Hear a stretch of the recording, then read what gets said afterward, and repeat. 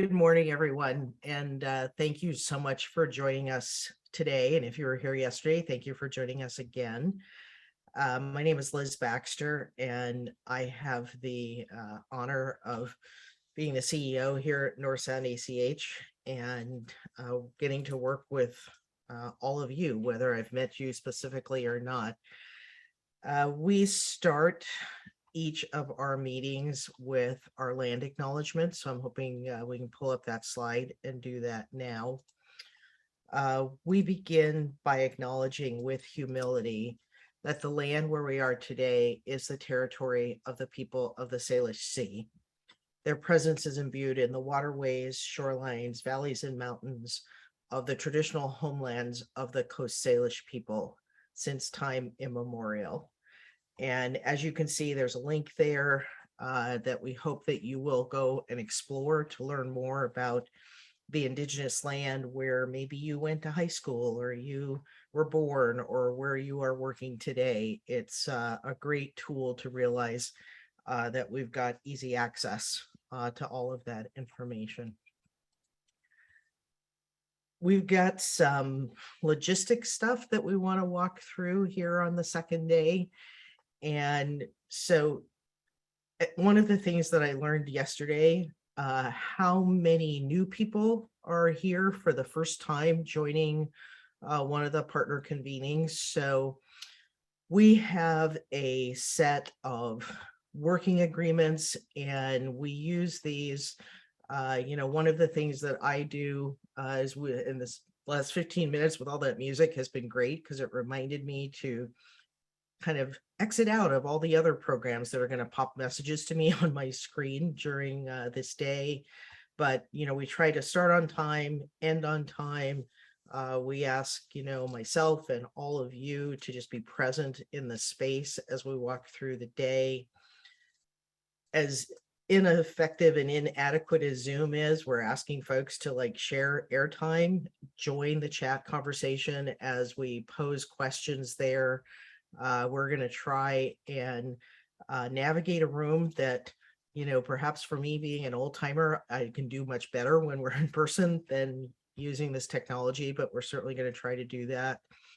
We're going to be testing new ideas. A lot of what ACH has been about has been kind of doing things in a different way and taking some risks, and we're asking you to be on that with us. And this notion of being rigorous on ideas and gentle on people is just an agreement that we've had from the beginning. You all may have some other ideas about working agreements and would welcome you to put those in the chat so that, we conceivably can be adding to those as we move forward on this journey that we're on. So today, second day of working together for this 2022 August partner convening. And, I'm hoping that those of you who were here yesterday feel like it's a continuation. We had a great grounding yesterday, and we have really three sessions today. One that's focused around how we can be transformational as we think about investments that we might make, and thinking about the legacies, both what we've inherited and what we might be able to create and look at as we move forward. The second session is an investment exercise with colleagues from ReThink Health, putting some framing together about how we might be able to think about the resources, not only just the ACH resources, but our collective resources and how we might want to rearrange those as we look out into the future and our impact on future generations. And then the third session is going to be how we begin to find the intersections and the commonalities and some bright spots and ideas that are emerging already from the cohorts and work groups. So we're going to be mixing you all together as opposed to dividing you by the spaces that you have been in. So really, really looking forward to that piece. So yesterday we did a little bit of a look back and some grounding on with Kimberly Barrett around what is this work around bridging and belonging? What does that look like? And I'd like to just offer that if any of you who were part of yesterday's session, if you wanted to share any reflections in the chat box, or if you wanted to unmute yourself and share any reflections from yesterday. And I'll start, it's been very interesting over the last probably 8 or 9 months that we need to like either formally or not formally name it, but once our session is done, there's this group of people who seem to like hang around and have an after we're done kind of a conversation. And Aura said something yesterday afternoon that has just stayed with me throughout the evening and this morning, and it was the notion that we don't actually have a blueprint for doing what it is that we're trying to do, and that this notion of an opportunity to create a new blueprint, if we're actually going to try and achieve the things that we say we're going to achieve, it would be wonderful to recognize that part of the reason this is hard is that we don't have a template to use to guide our way. So, Aura, thank you. It has really just stayed with me, and I've been thinking about that a lot.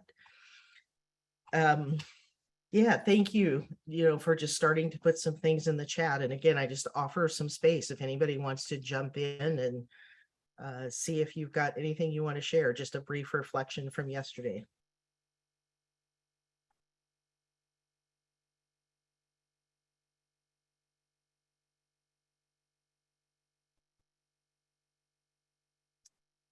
Yeah, I wanted to stay in that space yesterday. May you live with ease. May you be safe. May you be free from pain. It was a really powerful part of yesterday's session. Oh, see, now the chat box is moving too quickly. That's when.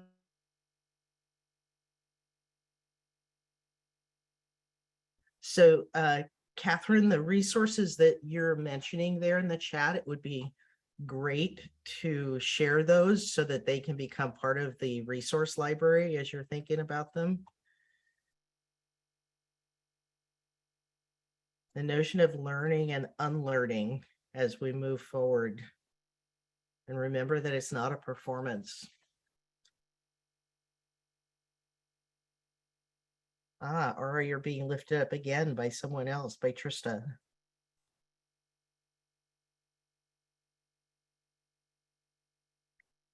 Lainey, we will have the recording of yesterday's session. I'm not sure it's ready yet, but we'll have the recordings for each of the days that we have here. Some gratitude to Mateo and Aura for leading us away from exclusive leadership.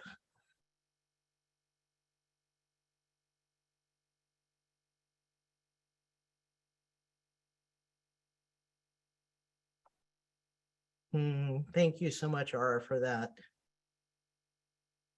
Hoping as you have some epiphanies that you'll continue to share them out with us. That would be so fantastic. Rachel, I see your hand up. Go ahead and unmute. Yeah, thank you. One of the kind of takeaways, and just piggybacking off of the blueprint concept of not having a blueprint and learning and unlearning, is kind of tapping into that innate human nature to go explore ourselves, our capabilities, and explore stories with each other, and providing that safe environment that when you go explore, it's okay if you make a mistake, or maybe you're navigating something and it might not be what is the right path or the necessary path, but it's all a learning experience. I think just tapping into that really intrinsic innate can also help contribute to that sense of belonging, and exploring all new ideas, and fitting them into just different perceptions and exploring together. So you can. Great. Thank you so much, Rachel.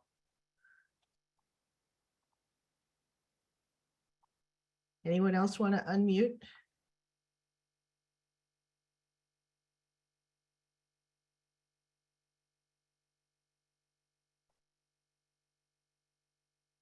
Cynthia, I see you commented also about it being tough for people who are used to blueprints or work plans. I don't know if you have anything else you might want to add to that. I just think that it is finally time that folks can come together and have hard and easy conversations together and build it as one. as opposed to going from someone's work plan that we're supposed to, the status quo, but really taking the time to figure out who we are and where we're going together. And sometimes the path will be rough and sometimes it may be easy, but as long as we're building it together and listening to each other and following each other's lead as we can, I think it's going to be great. It's just hard for people not to know where they're going. And, but my community, my elders, our folks, we had to light the path as it came. And sometimes we don't know where that is. Yeah, thank you for that, Cynthia. It is, it's an interesting premise that no matter where we are, we always think that somebody else has got the map. Like if they would just share it with us, then we can figure out our steps along the way. And, this is asking for that brave space of help us determine, what is that path that we want to move and what is it that we want to leave for the next generation. And I'm going to be very honest that I don't have the map in my back pocket. So hoping that you all will help us kind of come up with that collective universal goal of where we're trying to get to. And then I have so much confidence in the multitude of ways that you and the people that you work with and work on behalf of, that we can find strategies to get us there. It is pretty incredible. Thank you for that. Anyone else who might want to jump on? I'm just really appreciating the comments that are being put in the chat box. Change is made in waves. That is amazing. Well, thank you all so much. Today, just really appreciating that Xenia Junkier, who is a part of our team, is going to be on point for this next conversation that we're leading. So Xenia, I'm hoping you can kind of jump in and help get this next step going. So thank you all so much. And I look forward to just continuing and know that like the chat box gets saved. So, we have the ability to go back and capture all of the richness that's there. But Xenia, I will turn it to you. Thank you so much. Great. Thank you, Liz, and thanks everyone. Good morning. It's really an honor to be here with you all today. Xenia Junkieri, she and her pronouns, Director of Population Health at North Sound ACH. As many of you have probably heard me say, I'm new to the North Sound region, so I feel even more grateful for the opportunity to facilitate the conversation, the panel that we're going to have next, and the activity. But before we get started, I just wanted to do a bit of grounding and reminders, kind of where we are at this point. So as you all know, and we talked about it yesterday, and you all probably live it through your cohort work, your work group work, all the emails that you receive and see, is that, we're really in the process of building and have been in the process of building a powerful network of folks and partners to come together to build towards a just and inclusive culture. Part of that work, or one of the strategies of that work, is our cohort work. And our cohort work, as you all know, is such a big part of the work that so many of our team members are doing and you are doing. We're spending so many hours engaging and co-designing and co-creating. It certainly isn't without its challenges and points of tension. And I think that is really par for the course for work that is new and work that is emerging and work that is being built. So again, just thankful that you all continue to show up in this work. So in the work of the cohorts, as you all, those of you that are part of the cohorts know and have experienced, is we're starting to work in work groups. And for folks that aren't part of the cohort work, we have 5 cohorts and we've got about 16 work groups across the 5 cohorts. And each of the work groups is in the process of identifying projects, initiatives, priorities for their particular work group areas.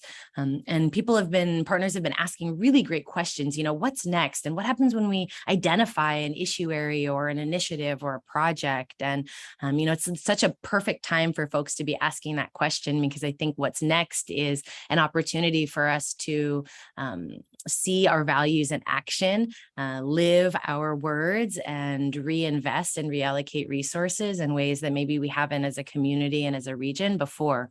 And so this activity that we're going to do today is actually very timely and an opportunity for us to really build on and acknowledge the curiosity from cohort members about what the next step is. You know, we all come together, we're talking about priorities, we're making sure or trying to ensure that we're grounding in the needs of folks most impacted. And then what? What do we do from there? So there's an opportunity certainly for us to bring more partners, to ground even further in the priorities, and to really take stock and look at the resources that we have access to in this region and how we might redistribute and reallocate those resources differently if we are investing through the values, our shared values as a network towards advancing a just and inclusive culture. So the activity that we're going to engage in today, actually after this panel that I have the privilege of facilitating, is an investment activity. And so the activity itself, you all will engage in it in a bit, is really grounded in understanding how we invest through our values, our shared values. And one of the things that we're going to hear from a couple of panelists in just a moment about are, local, national, and regional perspectives to really explore how we are going to invest, how can we invest money differently? I imagine that all of you or many of you are in the same situation that, right now, given all that our communities are dealing with, the suffering that's happening in communities, in some ways, acute investments in urgent services, responses to crises are really at an all-time high. And yet our communities are still suffering. And yet the systems and structures that were created intentionally to exclude folks continue to thrive and exclude individuals. So this exercise really allows us an opportunity to think about, if we had access to, or we had the opportunity or the privilege to move around and redistribute funding, how could we do that in a way that was not only values aligned, but could potentially allow our communities to suffer even less, to perhaps look at how we are allocating our resources to acute or urgent or responses to crises versus allocating them to social determinants of health, acknowledging racism and colonialism as a social determinant of health, and the ways in which our communities are still deeply impacted by the lasting impacts of colonialism, racism, anti-Black racism, et cetera. So this conversation is really going to highlight the legacies that we've inherited, the deep legacies of dignity and inclusion, as well as the legacies of trauma and exclusion, and really come together to identify how we can create change. I want to reflect for a moment, there's this conversation about blueprints, and in my work over the last 10 or 15 years, I haven't seen many models like the model that we are creating today. And I would agree that there aren't many, blueprints or maps for how we are doing our work today. However, I will name that, and I saw this actually in the chat yesterday. Thank you very much, Jackie. I believe you offered this.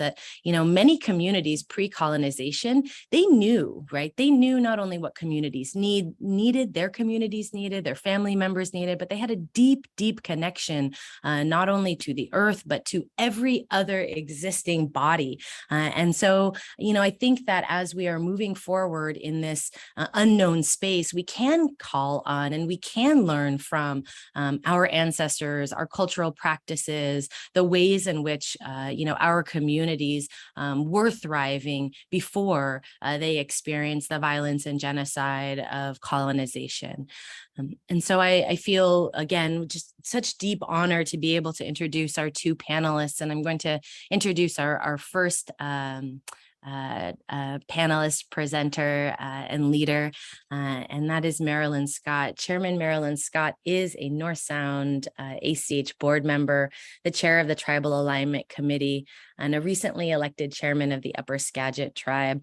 I'm sure that Marilyn needs no introduction in this space, but Marilyn and I had an opportunity to meet last Friday for the first time, and I was able to hear a bit more about Marilyn's work and to be reminded that on tomorrow, on Thursday, Thursday, we will actually see a film about the incredible work that Marilyn's done. So I'm really looking forward to hearing from you, Marilyn. And we talked on Friday a bit about not only sharing a little bit about connections to North Sound ACH, but there was this really beautiful intersection in our conversation about the 7-generation approach and, you know, how the work that we're doing now, the work through future generations, leveraging foundations, practices, knowledge, wisdom from our ancestors. And so I wonder, Marilyn, if you could take a little bit of time and introduce yourself, certainly to the level that you would like, and then talk a little bit more about how we leverage the legacies and the wisdom of our ancestors in moving forward in our work.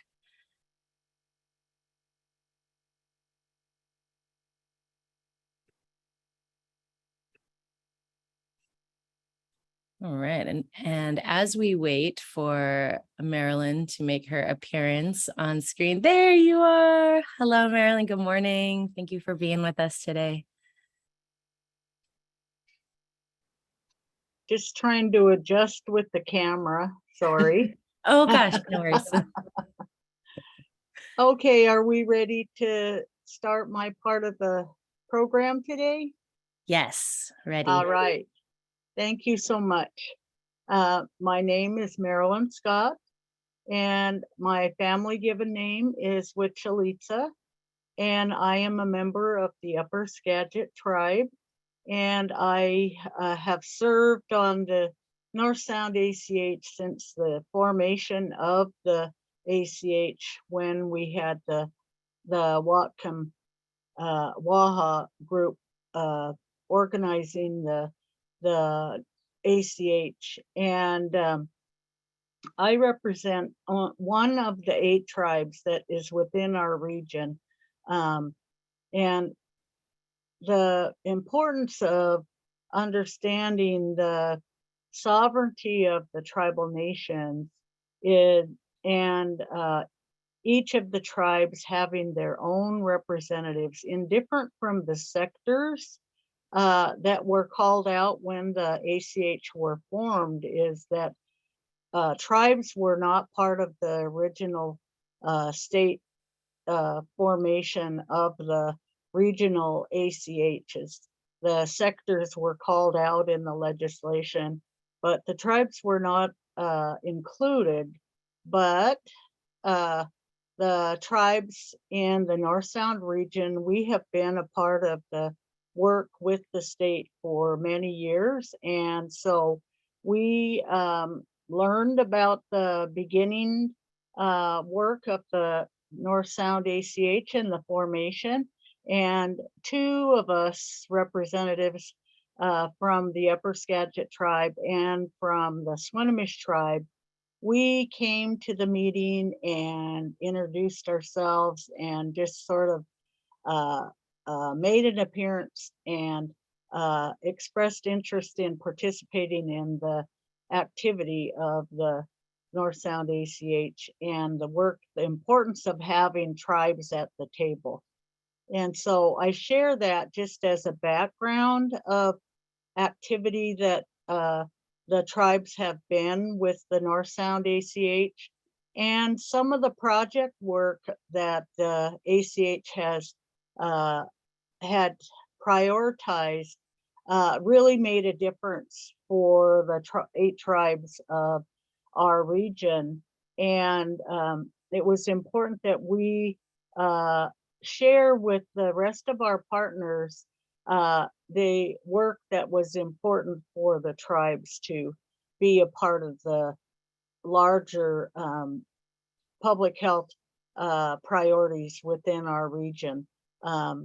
And one of those priorities at the time was the establishment of the dental health aid therapist program. And it was a new concept that was coming about nationally within the Indian healthcare delivery system. And there was the not having the licensing established in the state for dental health therapists, dental health aid therapists, working within our tribal community. So it took some work for the tribes to actually go to the legislature and also nationally work with the Congress to get the dental health aid therapist training program, provider program included in the medical and health providers that were beneficial for healthcare programs. So I just share that as a little bit of background for the work that the tribes have done with the North Sound ACH. And the next workforce issue that we have had the involvement with the North Sound ACH, and it has been there has been support and funding for the tribes made available by the ACH is the behavioral health aids program. And so we have we've just started the behavioral health aid training with Northwest Indian College and the Heritage University on the east side of the state. 2-year training program that is being the first group of students that is beginning that training program and will be working within our tribal communities as a natural helper connector for behavioral health in the tribal communities around the state. And so I just I've served my tribe for more than 35 years as an elected official. And currently we've just had our elections in June, tribal elections in June, and I am the chairman for the Upper Skagit tribe. And so the tribal government establishes the elected officials annually, and I have been the tribal chairman previously, but I took a break from being on the executive committee of the tribal government, and now we'll be hoping to finish out my career because I'm moving towards retirement. And so a lot of the work that I'm doing now is finishing up many projects that I have established as a goal for my career. And I participate on many state and federal work groups and task forces that are beneficial with for the tribes and the federal agencies and the state agencies that are working on healthcare. So I've been very much experienced in the policy level work that the state is doing, the Medicaid transformation waiver renewal, a part of the development of the original waiver.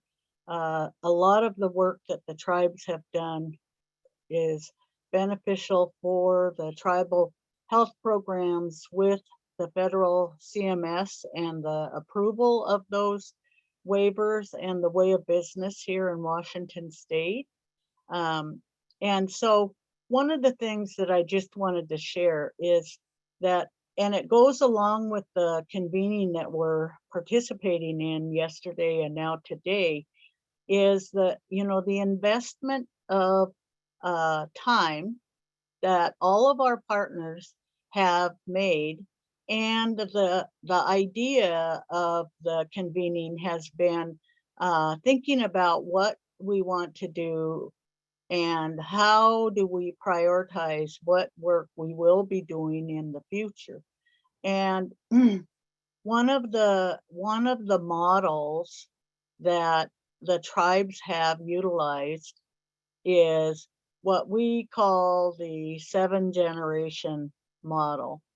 And what that model includes is that the tribes have looked at our past generation of ancestors and the work that they have, the foundation that they have put down before and prioritized the development and the economic drivers that will benefit the tribe and the tribal community, as well as our local neighboring citizens. Because the tribes, in working with the North Sound ACH and many other work groups that I participate in, we have tribal representatives that participate in those work groups, along with the communities that will be impacted by the decisions made by those work groups. But specifically with our 7-generation model, the tribal representatives, we look at the foundational and the teachings and the traditions of our ancestors. And right now, I'm in the space now where we are working on the foundational information, but for right now, in the space that I am now participating in, the work that we're doing today. But in addition to that, I am also providing information to our next generation. And so we bring in our young adult and youth population, and we share information about the tribe itself and about the tribal government. But also we have a youth council that is a model similar to our tribal government elected council, that bring youth issues to the tribal government that they feel are priorities. So it's a way of including the young adults that are our future generation into the conversation of what the priorities of the tribal government and the tribe is doing now, and how we can consider and impact our future generation with the work that we're doing now, including our young adult population in some of the work that we're investing in now for development into the future. With some of the economic development of the tribe itself, we actually share and include and allow the young adult population of our tribe to provide opinions and input on how they feel some of the decisions we're making now that are what we believe beneficial for the future generation. And we hear from them what type of economic development do they feel might be beneficial for the future generation. So that's kind of the 7-generation model that we use. We take the foundational teachings and traditions from our ancestors, and then we use those in the work that we're doing today. And we also include our next generation and our young adult population with the tribe in the future generation. So that's how the 7-generation model works for the tribes.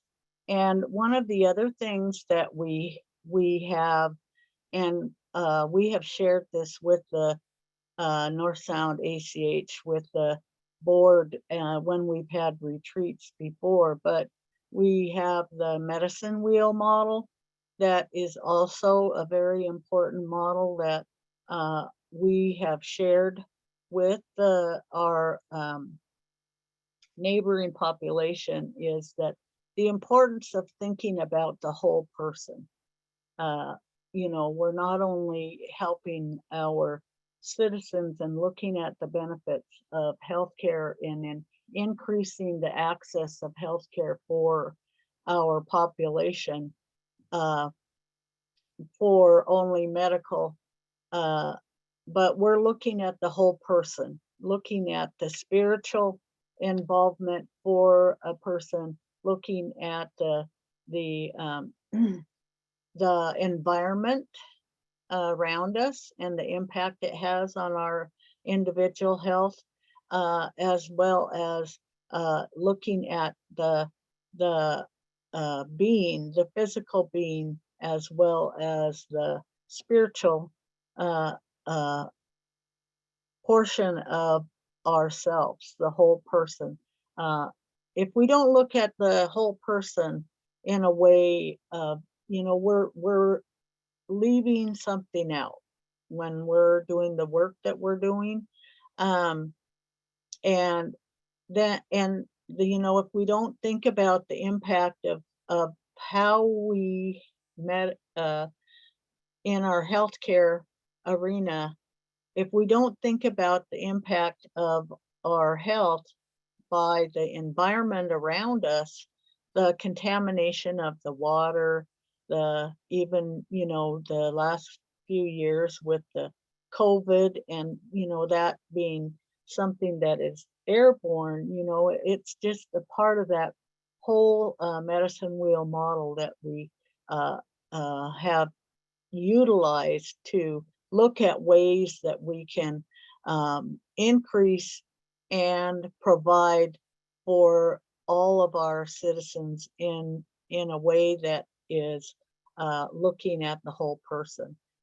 The importance of public health for all of us is, as we've experienced in the last 2 years, it's just been a hardship on many of us, but at the same time, been able to come together and help each other, providing the needs of those individuals that may need to not be isolated, and providing that space for individuals that may not have that space to be isolated, having the capability of sharing the PPE when some of our partners may not have been able to receive those supplies when needed. And the tribes have been a partner also when the state was limited on getting access to the vaccines when those became available. We have other resources to be able to get the vaccine, and so in some cases we help provide the vaccine for as an example, the school district personnel, when the state was not able to get the vaccine, to provide that for the teachers and the individuals working in the school districts where our children go to school, providing the space and the providers that was able to implement the vaccine program for those individuals that chose that. And even though there was a lot of fear in the beginning of, not knowing a lot about COVID-19 and how it impacts individuals, we were able to help dispel some of the misinformation that may have been circulating around. I know that many of our young adults in our tribal communities, they were looking at the social media, spaces, and some of the misinformation that was available on the social media technology that many of our young adults use in their everyday life. We're getting misinformation about what the vaccine would do to individuals, and so we were able to help the general state officials making the decisions. But another example of what happens is with the tribes of Washington, we have 29 tribes in the state of Washington. But when the pandemic first began, before the governor even declared the emergency and the pandemic, and it established the executive order, there was a call to action made by the governor with all the tribal leaders around the state to talk about, this was before decisions were made to close down the schools and the businesses around the state. But the governor had a call to action with the tribal leaders because it would really, some of the decisions that the governor made impacted our sovereign governments and some of the economic development, the impact of those decisions that were made. Although we're sovereign and our communities and our jurisdiction is within the state, it's a decision we also had to make, but we needed the information to make those decisions. And so we had a conversation with the governor and what he was preparing to do. And that gave information for our tribes and tribal leaders to consider the protection of all of the citizens within our jurisdiction as well. And so in following the executive order that the governor made, all of the tribal governments within the state made the decision and established our own executive orders for within our tribal communities. So I share some examples of the benefits of the tribes being at the table with the state. Yeah, do you want to call my phone? So thank you so much for allowing me to share some of the work that we have done with the ACH. One of the other things that we did as the ACH was being formed, one of the things that it was determined was that when subcommittees were being established, we established the Tribal Alignment Committee subcommittee. And it wasn't just the tribal representatives, but we had representatives from the managed care organizations that participated on our subcommittee. We had representatives from the counties. Some of the elected officials from the counties joined the Tribal Alignment Committee and were able to learn more about the Indian healthcare delivery system that we have within our tribal communities in serving the population, not just tribal members, but other natives and other citizens that live within our jurisdiction. When decisions were made to have the closing down and isolation when individuals were positive, providing the provisions to the families, and when there was need for that, participating in the North Sound making available the food boxes. It was just a partnership that we had with the North Sound with the 8 tribes in our region, and it was very beneficial for all of us to work together. Thank you so much, Marilyn, for sharing not only your wisdom, but your time with us. And I heard a number of things, and I would just like to uplift them. And before we move to our next panelist, I think some of the things that you shared, Marilyn, around the dental health aides and the behavioral health aides are really great examples of ways that when we ground in what community is asking for, and we ensure that resources are allocated to community, that communities actually have the solutions that they need, right? That we don't need to create something outside somewhere and then then bring it somewhere else, that we can leverage not only the capacity of individuals, but other resources to build within communities. And I was hearing that a lot yesterday too, that, we can build on not only things that are going well, but we can build our own systems, to be able to serve our community members. And I heard that, this piece around investment, not just being financial, but of time as well. And so I think about all the ways that we can offer and all the things that we can offer towards, an investment in the futures of our communities.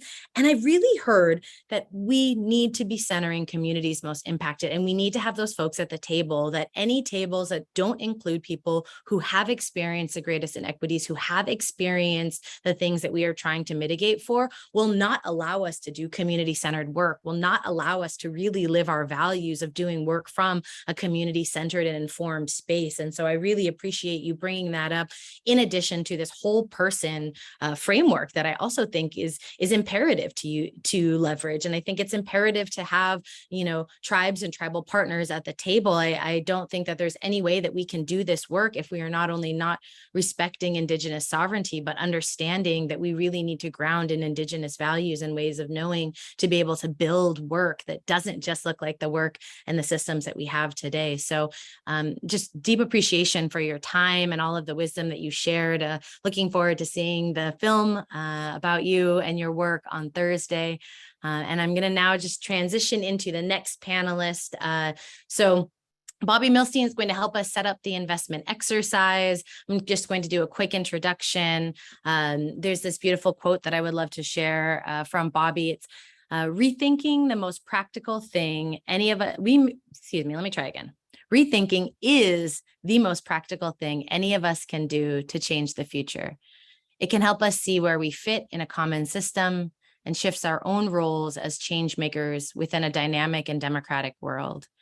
So I'm going to turn it over to Bobby, who's the Director of Systems Strategy for ReThink Health and the Rippel Foundation, as well as a visiting scientist at the MIT Sloan School of Management, with an educational background that includes cultural anthropology, behavioral science, and social science. Bobby really works with innovators who see themselves and others as shared stewards in a movement for well-being and justice. So Bobby, it's great to see you again. Thank you very much for being here, and I will turn it over to you.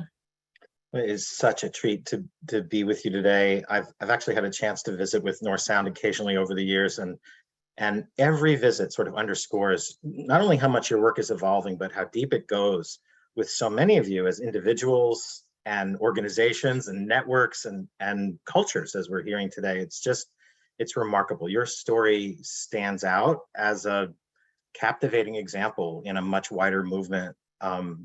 The movement to try to thrive together. And we don't often see or appreciate the scope of that movement, but it's bigger and much more vibrant than I think any of us know. And it's because not everybody gets a chance to see what's happening in spaces like this that you've created. And so I feel like it's a privilege that I've been able to sort of travel with you along the way and to take this next step together. I just want to comment a moment on some of the things that I heard in Marilyn's remarks. It was reminding us that priorities are best shaped with love of people and place in the foreground. That isn't normally how we think about diseases and body parts and population groups and programs and projects that resources might be able to move. But a lot of that can easily be detached from people and place. And we're hearing a very different kind of guidance from Marilyn here today. This is a time of spectacular collapse in the systems that we depend on for our health and well-being. And one of the things that is a kind of silver lining in that immense loss is that more and more people are rising to both rethink and reshape what we most want. And in that process, more and more, by no means enough, but more and more people are turning, or I guess I should say returning, to ancient traditions of what it means to try to live together and to make commitments to one another. So the guiding wisdom of the 7 generations is, its enduring truth is with us still, and we would ignore it at our peril. But I also heard in Marilyn that the actual hard work it takes to negotiate priorities in right now in the present, to who's in the room and what does it take to correct those oversights that leave people out or direct resources in ways that don't take full advantage of the abundance that we all have. And so I think about the exercise we're going to do today as almost the near edge of that 7-generation shift. We are not in line with some of the deepest values that matter. And we all have a lot of hard work and negotiation to do. And this is kind of like a beginning step to try to get ever clearer. Beginning is not the right word because it picks up on all the work you're already doing, but it's maybe the next step in the near edge of a much larger pivot. So thank you so much for for letting me be with you today. And let me set up the basis of this exercise really quickly, and then we'll turn to it. I guess I'll just start with the idea that this is very much a legacy moment. Leaders around the world are recognizing that not only do we have an opportunity to correct our priorities, but pandemics have almost always through history marked a moment when people break with the past and reimagine their world anew. And so what is it that we can do as shared stewards to actually make the most of this moment, to make sure that we can actually pivot from the world as we have it to the world that we most want to pass on to the next generation? We're going to use this well-being portfolio, and I'll say a little bit about its structure and details about it in a second. But the main thing to know is that it's just a practical sort of unifying framework to be able to bridge across our various experiences, our different ways of influencing a common world, and to be able to talk about that in really kind of the most practical terms about what matters and how the net results of all of our work ends up shaping a common region. And so the big question is, what's going to be your portfolio in the North Sound region? We do this for a couple reasons. One is the idea of a regional portfolio itself is a bit unusual. We usually think about organizations and institutions as having a portfolio based on their own narrow bank account or their own, sort of priorities.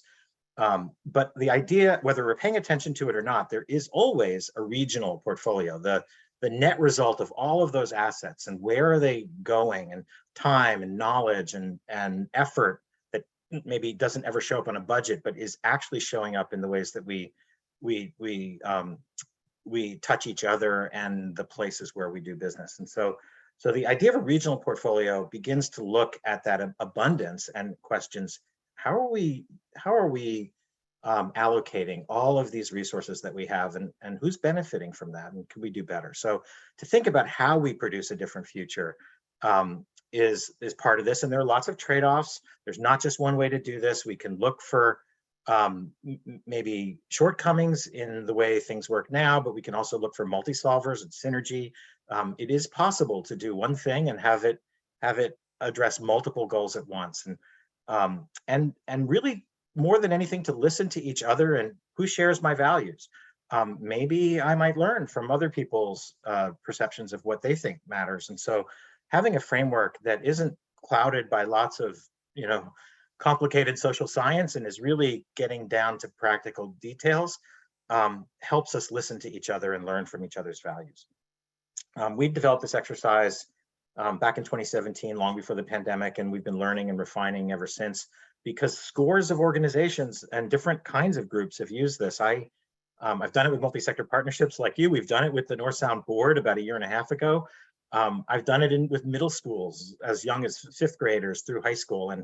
And the reason this exercise tends to work is because nobody needs to be an expert. You don't have to have special data. You don't have to know anything other than what you already perceive by living or doing business in this region. If you care about this place, then your perceptions of what's going on in that place and what could happen matter. And that's really where this exercise starts. So we're going to kind of a quickie introduction to what we talk about as a well-being portfolio. It's got two sides of it, the hemispheres on the left and right, and on the left side are urgent services. These are things that any of us might need, sort of in a crisis. When we're under adversity, we may need temporary help to regain or restore our well-being. That can look like acute care for illness or injury. It could be physical or mental illness, but also addiction treatment, crime response, environmental cleanup, homeless services, unemployment, food assistance. There's a much longer list we can all make of crisis support, but But these are the 6 big ticket items that often really are either life-saving or kind of alter people's life path in a crisis. No doubt we are putting immense pressure on the need for these urgent services now. But there's no amount of urgent services that actually creates the experience of thriving. That has to come from the other side of the portfolio, which are vital conditions. These are things that all of us need pretty much all the time to be healthy and reach our full potential. And nobody that has these conditions would ever trade them away. So the question is really how widely we can spread them. Who feels secure in a thriving natural world, and what are we doing to meet people's basic needs for health and safety: clean air, clean water, nutritious food, freedom from trauma and violence and addiction and sleep. But humane housing, meaningful work and wealth, lifelong learning, reliable transportation, belonging and civic muscle. It sits at the center because it's both a vital condition. Like, that sense of isolation or exclusion is toxic, and when we feel we belong, part of a shared human family, that is life-giving. But it's also a practical capacity to be able to work across our differences and actually make equitable progress in any other area of work. And so belonging and civic muscle has this dual function, and it sits at the center of this portfolio.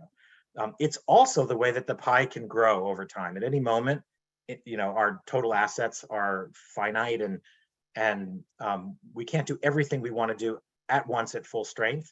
But by building and expanding belonging and civic muscle, we bring even more talent, even more capacity to the joint work of shared stewardship. And as Xenia just said, even one other person with an insight about what could make a difference could actually really be a significant force for change in their own lives, in their family, in their workplace. Like the level of which even one new relationship can make a difference is immense. And you start multiplying that by all of the talents that a network like the ACH can do. And man, it's like we really should not erode our goals, but really reach for the stars in this work. A lot of you will recognize elements of this portfolio I've described as kind of echoing social determinants, and indeed it grows out of decades of work on social determinants, but have never really managed to convert into widespread action. And not everybody in the world pursues a vision of health, and because their organizations aren't organized around health, or no matter how big we define health, we still think about healthcare so often, and the social determinants of framework is a little bit vague about exactly what are these contexts that matter, and what is it about our built environment or our economy. And so we're really moving as a field to get ever more specific about what are the conditions that we most want to create to generate that experience of thriving together. And so this is really carrying that social determinants agenda into practical unifying action.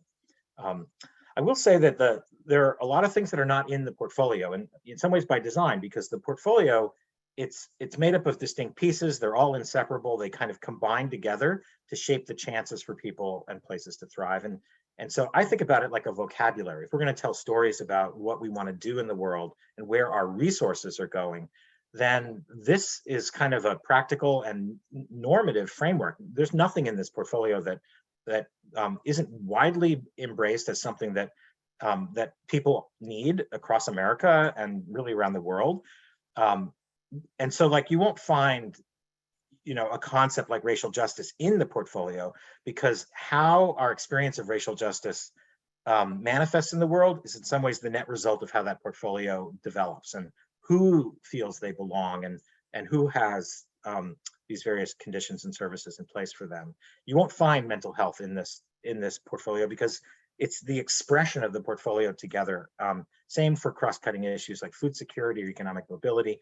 So it's kind of a vocabulary that can tell lots of different stories about what matters. And the question is, what matters to you in North Sound? How are you going to express your shared stewardship through the kind of infinite variety of portfolios you might design over time? And so that can be a skill or a resource to your cohorts as you talk about different facets of this work. I know you've got a cohort on vital conditions, and so that group is just beginning. I'd love to hear what you learn along the way, but really any table that is in any position to influence, sort of where resources flow, can begin to ask themselves, well, what's the result of what we're about to do on our shared portfolio? Because typically we think only of the kind of direct result of our assets, but not what it does to the net flow of assets in the region, and are we shifting our priorities across this portfolio? So just as a simple little example, if like we could think about food security as sort of a unifying priority. It may or may not be important to each of you, but it just illustrates the idea that if I were to treat food security as a unifying priority, every one of the vital conditions would have some meaningful sort of contribution to that. Some people would be concentrating on ending hunger and malnutrition, and others would be focused maybe on how do we expand access to nutritious foods while discouraging junk food. We'd be talking about the conflict and violence over food and water that happens, you know, in subtle and in some ways very conspicuous ways. But we'd also look at what's going on in lifelong learning.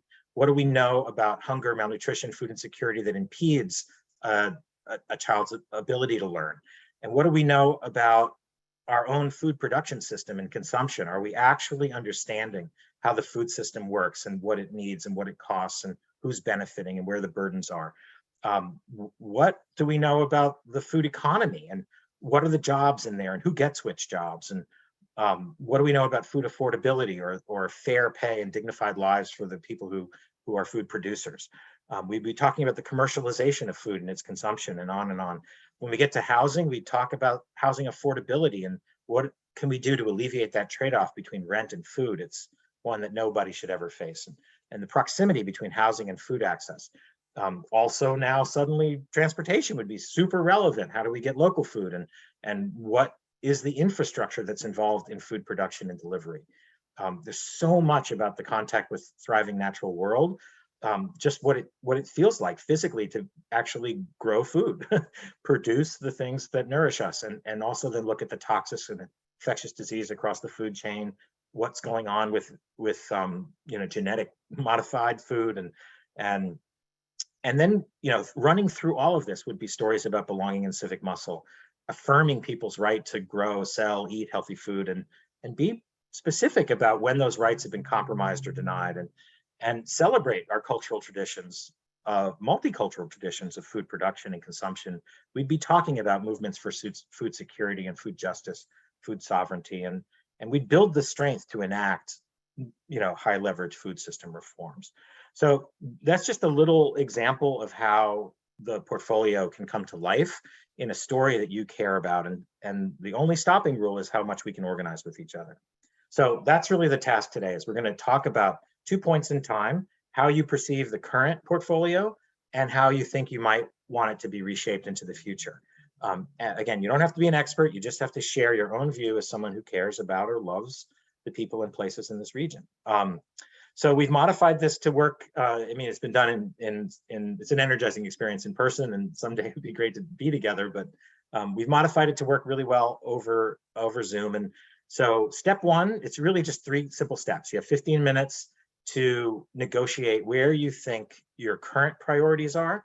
You're not trying to create a ledger of every asset in the region. You're just looking for those top priorities that stand out as the places that seem to matter most right now in terms of where your resources are flowing. And so you're going to consider across every category in this portfolio where you think resources go. You're going to have 20 votes, no more than 20, and you can negotiate a kind of agreement around that. Facilitators will help actually do the mechanics of it, so nobody has to do anything on screen yourselves, just think and listen.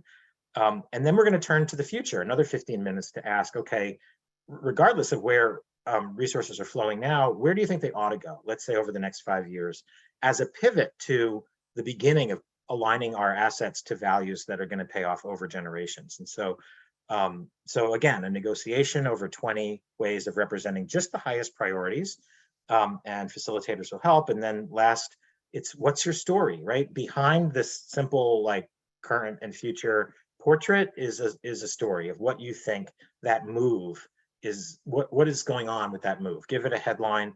What do you want your peers and other groups to know about this? What does your portfolio say about the kind of life that we could create together? So there are definitions for all of this. We'll put them in the chat. You don't have to read it right now. It could be a resource for you later. Your facilitators have read this. You can go with most of your intuition, but if it's helpful to you, this resource is right at your fingertips. So we're going to break now into well, maybe clarifying questions. If we need to. Bobby, before you go, there's a question in the chat that I think you could be helpful with. So the question is, what resources are we looking at? And so can I imagine for these 15-minute pieces, you're thinking resources globally? Like, where do people think resources are now?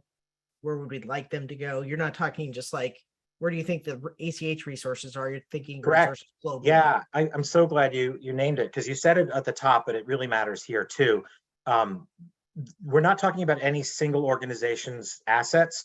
We're talking about that abundance that you've got in this region. And it's not just dollars, it's time, energy, knowledge, you know, in-kind effort. That's one of the reasons that we don't necessarily need, I mean, there's a time and a place to sharpen our pencil and look at where the, you know, particular assets are. But for this exercise, think about where you think the net result of all of your sort of resources that could go toward making a common life together and helping to, you know, support this generation and the next and the next. So it's no single bank account, and it's really why your perceptions of where things matter is the denominator of assets we're talking about. Any other questions? I'm sorry, I wasn't looking at the chat while I was doing that. It's okay. There are no other questions in the chat, but certainly if anybody has one, we could take a moment or two. You could raise your hand, you could pop it into the chat. As Bobby mentioned, there will be facilitators in each of the groups, so you can lean on us as facilitators if you have clarifying questions as well. And I just really quick, I just want to thank you, Bobby, you know, for explaining the activity and also making some of the connections between the work and the wisdom that Marilyn shared with us. And thank you again, Marilyn, as well. So go ahead, Bobby. No, so this is a 40-minute experience. It's divided into these three simple steps. Your only real task is to listen to each other, negotiate, and work quickly. It's a sprint exercise to be able to listen to each other. Excellent. All right.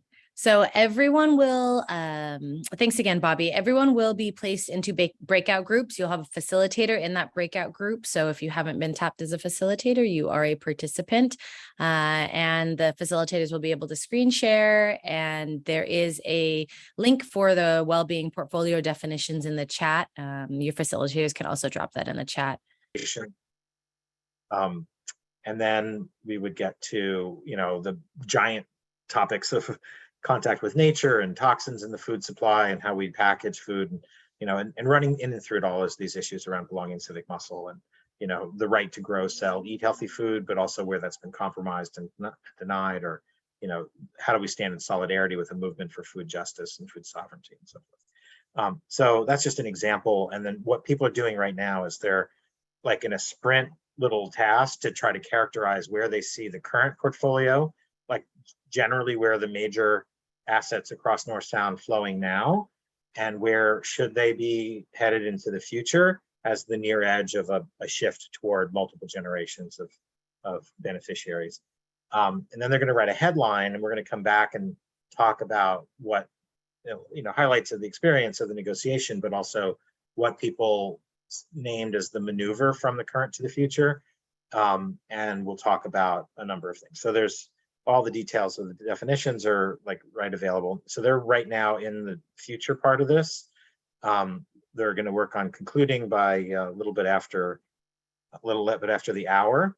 And then we're going to come back together. There'll be a stretch break, and then we're going to talk together for another half an hour. So that's the gist of it.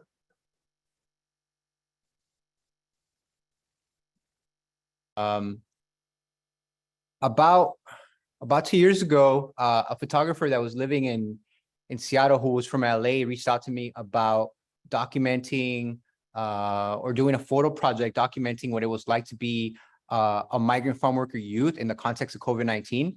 And at the time I was working at the Mount Vernon School District with migrant youth. And I approached the students who were, you know, already published authors. They had written 2 books about collaborating with this photographer on being able to like project what it was like to be a migrant farm worker youth, and to be able to combine both writing and photography.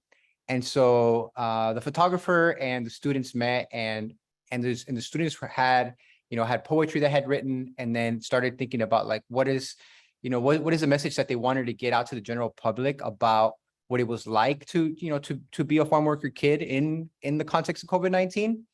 And so the photographer came here to Mount Vernon. I'm currently in Mount Vernon, and took photos of the students, and the students came up with some beautiful poetry to describe the context in which they were living. And so out of this project, the artists and the students submitted to different art contests, and one of them was a contest that's done at Cornish, and they were basically winner finalist for the NETI Awards, which is basically the most prestigious art contest in the Pacific Northwest. And so the students were able to share both the writing and their photography, and were the finalists for the NETI Awards at the Jacob Lawrence Gallery in Seattle. If you're familiar with Jacob Lawrence, he was one of the most important artists of the 20th century. And so the students got to showcase at the NETI Awards with very renowned artists from across the Pacific Northwest. And so this is a virtual gallery where the students' poetry and their photos was being shown. Temporarily, people could go in physically during certain times to go there physically. But for folks that were not able to go in person, they could travel around the gallery and see art from other artists that were both winners and finalists, and also the students. And so when I was working at the school district, we got to do this with the students. And then when I came to the Northtown ACH, I asked the ACH if I could continue working with the students as I kind of transitioned them into a new person that was going to be advising them. And by the time I came to the ACH, the Mexican government became aware of the project, and the students got to present in September of, I want to say 2021, for the Mexican government for their annual Fiestas Patrias that they do in September. And it was kind of funny because I remember talking to the kids, and at the time they were featuring a poster with Lila Downs. If you all know who Lila Downs is, she's basically a Grammy award-winning artist. I would joke with the kids that, they're in the same poster with Lila Downs. So Lila Downs was in the same poster as them.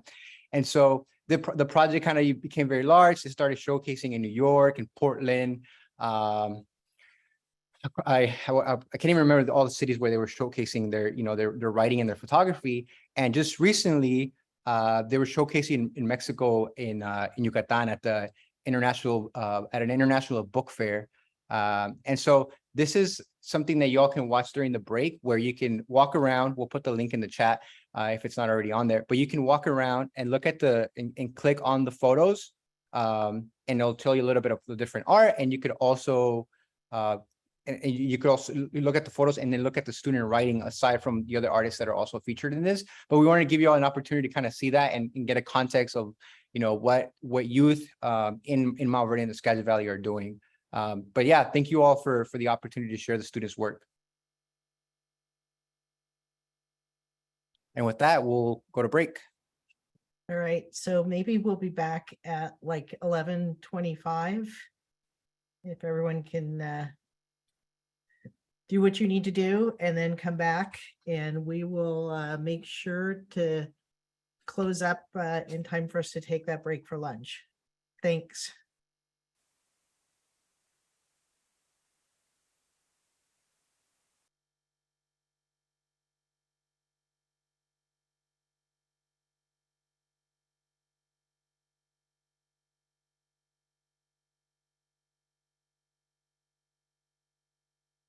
How we come back from those breakouts. Yeah, absolutely. I actually think Bobby's going to start, and we're probably going to ask folks to put their headlines in the chat, but let me allow Bobby to make that request so I don't get that. So we don't get our cascade of wonderful headlines too early. Looks like Bobby is in a breakout doing calculations. All right, cool. We may have a little bit of a discrepancy. It looks like just maybe in real time, everyone. Looks like some folks think maybe we've got 5 minutes left on our break. So maybe people are not quite ready to come back. All right, so Ashley said we have 5 minutes left on a break. I wonder if, I don't want to get ahead of the investment activity, so I don't want to jump in before Bobby gets here. All righty, well then we'll give people 4 more minutes. Yay, 4 more minutes. My dog will be so happy. All right. Can I speak up for a minute? I had typed a text to Ashley too, because I was a little concerned about when the breaks might happen. And so even though I put that piece into the chat to say we'll be back at 11:25, I just did that for myself and folks who might need a visual, and because that's what I heard, but I don't know if all of our clocks are matching too. So my apologies if that is part of the confusion. Just the visuals are helpful, so thank you. Yeah, no problem, Beverly. I also heard 11:25, so I think we are living in Zoomville right now, and I think we could all take another couple minutes. So 11:30, back for good. By for good, I mean the rest of the afternoon.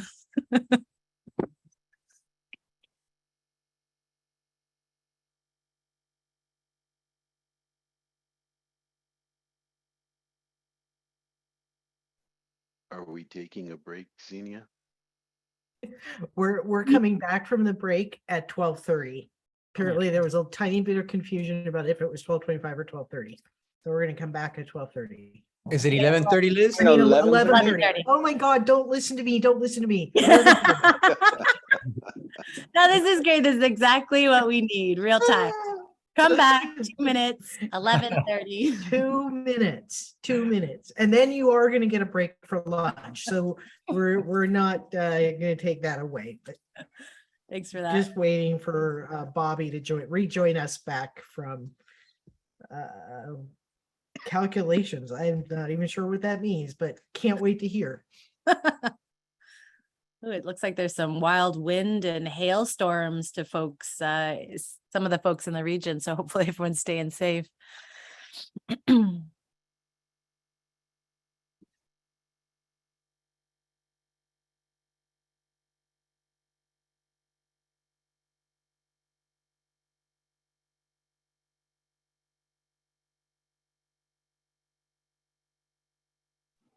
That brings up a great just a topic in terms of how do we reallocate resources, or do we put a specific allocation of resources to when there is something within our region? We don't wait on, FEMA or emergency response. We as together say, hey, we have this allocation of funds. Let's go in there as a team and let's pick up that community. Bravo. Mhm. I love that thought. Thank you.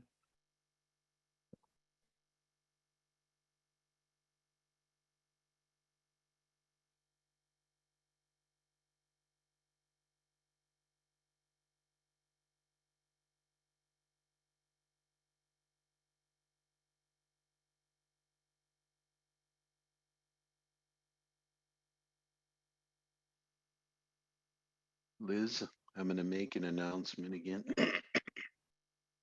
Hi, Daniel. Hi, you folks up in towards the Linden area. My cousin will be up there again the 26th and 27th. Will be performing. So incredible blues man, won the international blues competition. So it's a rare find to get him in the state. Well, will you send that info to our team at email address so we can get that out? Yes. Thank Is you he- so much. Playing up at the fair? No, his place in excuse me, in Linden called the Thirsty Badger, but it'd be good to let him know about the fair. Thank you. Nice. All right, Bobby, are you back? I am. Yay. It's yours. Super. Well, thank you all for all the hard work I said it was going to be a sprint, and I wasn't joking. So thank you all I know this is an imperfect task, but it hopefully generated some useful discussion, and that's what we want to talk about right now. So give me one moment to share a set of dialogue questions. Sorry. And I just want to thank Marco for the amazing art interlude. That was an inspiring story, and I really want to spend even more time with it. So the question right now, we've got about a half an hour together, and we want to lift up certainly what your experiences have been and the variety of headlines that you came to. So we just open a little space right now for folks to share what it was like to begin to think about these sort of practical questions of where are our assets flowing right now? Where do we want them to be? What did it feel like to have this kind of question before us and to negotiate with others in this space?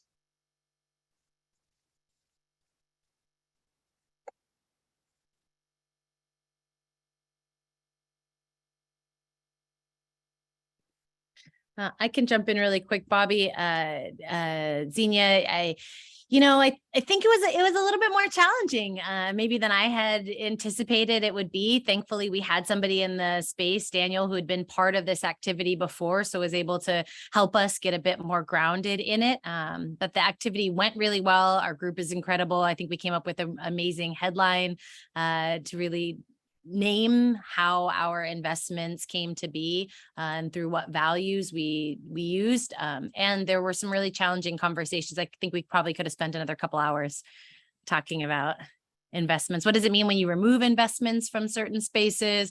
What does it mean if decision makers see the ways in which we have talked about investments in the future? Will that change the decisions they make about where funding goes? I mean, really powerful conversations.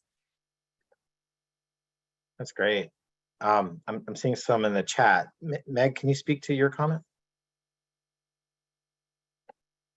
Yeah, sure. And also anybody in my group who wants to hop in. We didn't actually get to discuss our headline a ton. I just was taking notes as we went. So please, please, the folks from my group, jump in if you'd like to correct or add. But it was a great conversation, and we did talk. There were folks who elevated that, because we had somebody from Orcas Island and said, housings are different in Orcas than in other places. So where sources are allocated now may, it just there was just a little bit of distribution that depended on where you were. And we wanted to elevate that. And then we talked about that investing in some things would impact others. And so it was a great conversation around where to put those future allocations, because we talked about how there's certain things that would impact others, because we talked a lot about prevention, being able to maybe putting money into prevention resources can then maybe break some cycles, break some systemic issues. Anyway, thanks lovely points. This issue of the how narrowly or broadly we're thinking about the North Sound, things can look different from different points of view, and so a really important point to listen with neighbors about what their experience looks like, situated in a different space. And the interdependencies you're describing are sometimes really hard to see on ordinary budgets, but that's really, I love the way you put it about breaking cycles, because it takes sort of an interdependent resource portrait to be able to see where a new investment could actually have accumulating benefits over time as it plays out over a life course or certainly over generations. That's great. Delphina, I see you've got your hand up.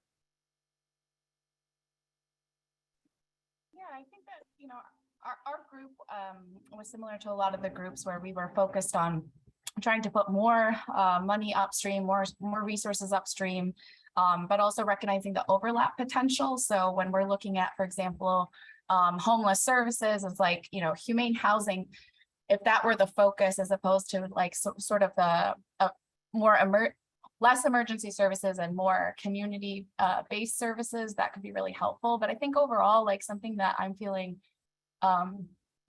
kind of perplexed by is, you know, like the group that's at this table, like it's a really beautiful space of people that are invested in social outcomes and building communities. But I think something that is perpetually alarming to me is that we do live in a capitalist society where the 1%, like there are enough resources. I really truly believe that. It's how the resources are distributed. So I think that trying to think about how to create longer social change and also think about leveraging people power is really important, because I think that creating new models or looking at historical models that have worked like cooperatives and trying to have approach some of these changes in that way might be part of the solution. Otherwise, I'm just kind of curious, like how we change a system where there are enough resources and ultimately like the 1% are deciding how those resources are distributed. So good. And it connects to this comment in one of the headlines here is, I guess it was from Nika about flexing civic muscle in order to do things, to invest in places we haven't really had the, you know, the strength to do in the past. Nika, can you say a little more about that one? It's Nika. Nika, excuse me. So our group was just really focused on looking at the upstream and moving the money to the biggest areas we put it in was basic needs for health and safety and humane housing, but also talking about how the work that's already being done around civic muscle and belonging are really the foundation for those vital conditions and for promoting that. And so, yeah, that's how we came up with our title about upstream investment. Excellent. I've seen some other hands. Is it Ara? Yes, it's Ara. Thanks. Thanks for calling on me. I just wanted to share a little bit about my group experiences. So first off, I don't know if any other groups did this, but one of the first things I suggested and we went with was there were 20 resources and we had 6 total folks minus 1 for the facilitator. So we just divided them evenly and each person had 4. And oh my goodness, my words are escaping me. My reasoning behind that was like, well, we only have 40 minutes. We need to be able to like, I felt like it was the most equitable way. So I don't know if other groups did that. And then we also talked a little bit more about like how we perceive some of these categories, like specifically meaningful work and wealth. We all had different ideas about what that actually meant. And it was really interesting to hear different perspectives from folks. Like one of them, I'm sorry, the names are escaping me, but I think it was Alex had mentioned that like to them, it was like financial literacy, you know, making sure that you're teaching the youth, and we're talking about future allocations, like teaching the youth more about financial literacy. What do you do with the money you do have, you know? And then for me, it was like, I think we should be able to do meaningful work and be paid for it, because the nonprofit public services sector is like, very much like I believe underfunded, like people who are in public services or teachers, like folks who do this meaningful work that really pulls a lot out of them. We don't get paid a lot. And I think that is something, when I saw meaningful work and wealth, I was like, oh, if I'm doing meaningful work that resonates with me, I shouldn't have to compromise to our capitalist society. It's like, I need to go and make more money. I have to compromise my values here and there. It's like, I should be able to pour myself into my work in a way that meets my capacity, and I get paid and compensated for it fairly. So it was just really interesting to see the different ways we saw that. And we actually ended up making it a little bit clearer as well. Like we put like in parentheses, like this is what we mean when we talk about meaningful work and wealth. So I just want to share some of those perspectives. I love it. It's, you know, there's such a spectrum to each of these things. So financial literacy in a system that isn't really built for everybody is, you know, a really powerful strategy. And at the same time, we have to restructure the governing values of that system as well. And so it's not an either or. It really can be a sequence of actions that really leads to a persistent movement. I love what you're saying. Liz, I see your hand. Hi, Bobby, and I both have a question, and I'm probably going to be raising an issue that's come up you know, I'm gonna say it's come up for 4 years, but it's come up certainly in the last 4 weeks. So we had a participant in one of the work groups who felt really challenged in understanding how this exercise, like a beginning and an end, like this isn't the exercise, and these people aren't the folks making decisions who's on this call now. Just feeling like potentially it might further marginalize and accentuate the folks who don't have a voice in this process.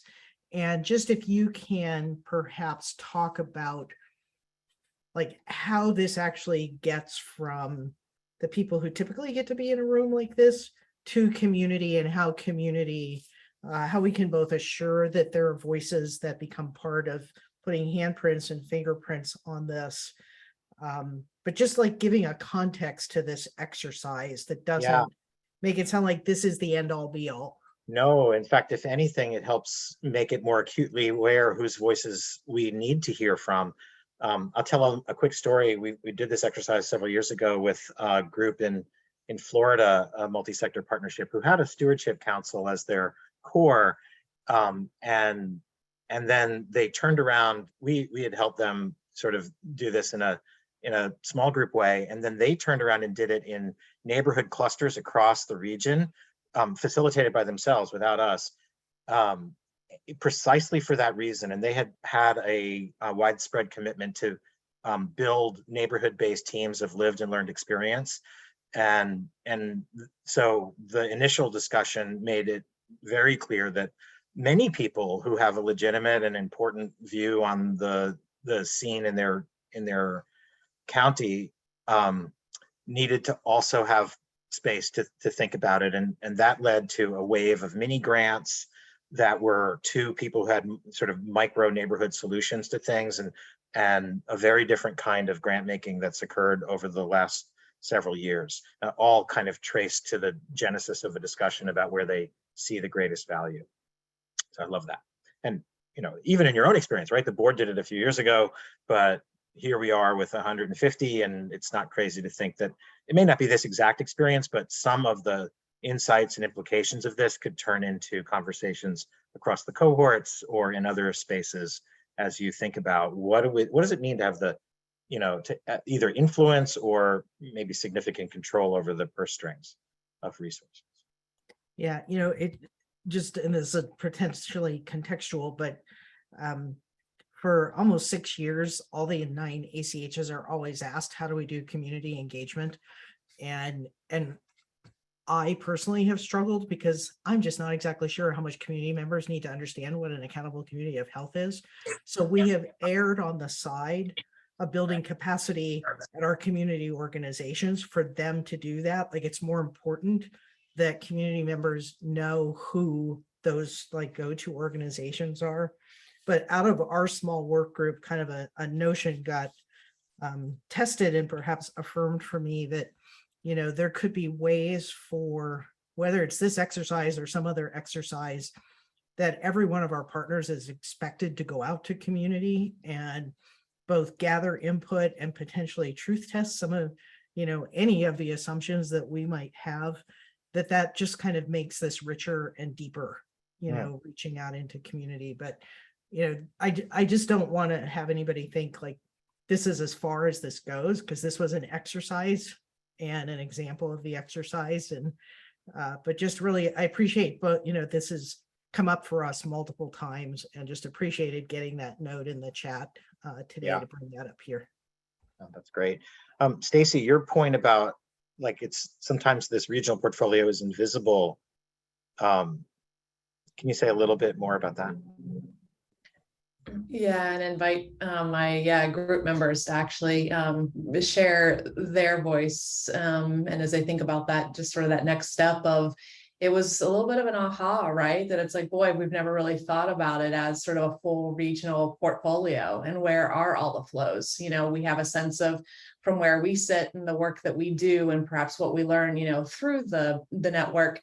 But, you know, where are those dollars and other investments and energies, as you named in a holistic definition of resource, and you know, how might we work together to make that more visible?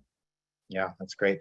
Beth, I want to get to your comment in a second, but on the note about making the invisible more visible and valued, let's take a quick peek at the average across all of your groups. We were able to tally that up really quickly, and like all averages, this kind of masks a lot of variability. And Beth's point about what it means to be able to kind of hold that variation and not lose its richness.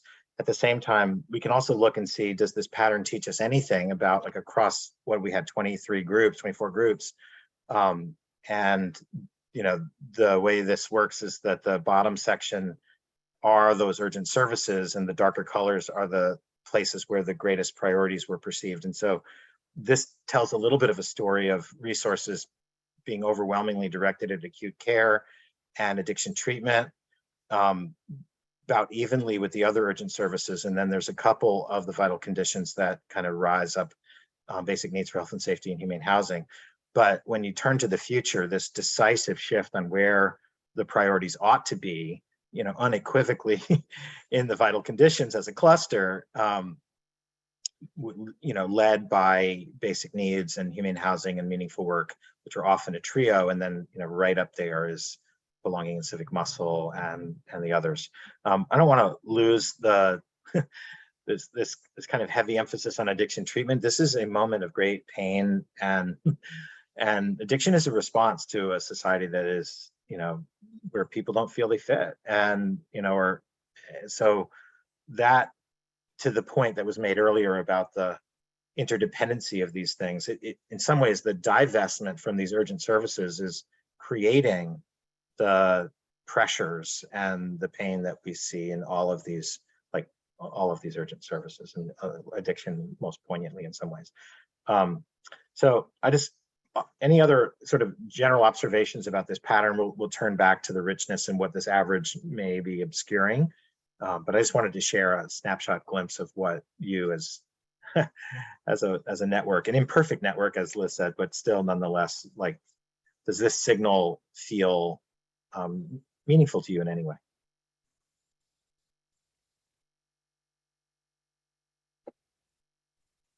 Looks like Mateo has their hand up.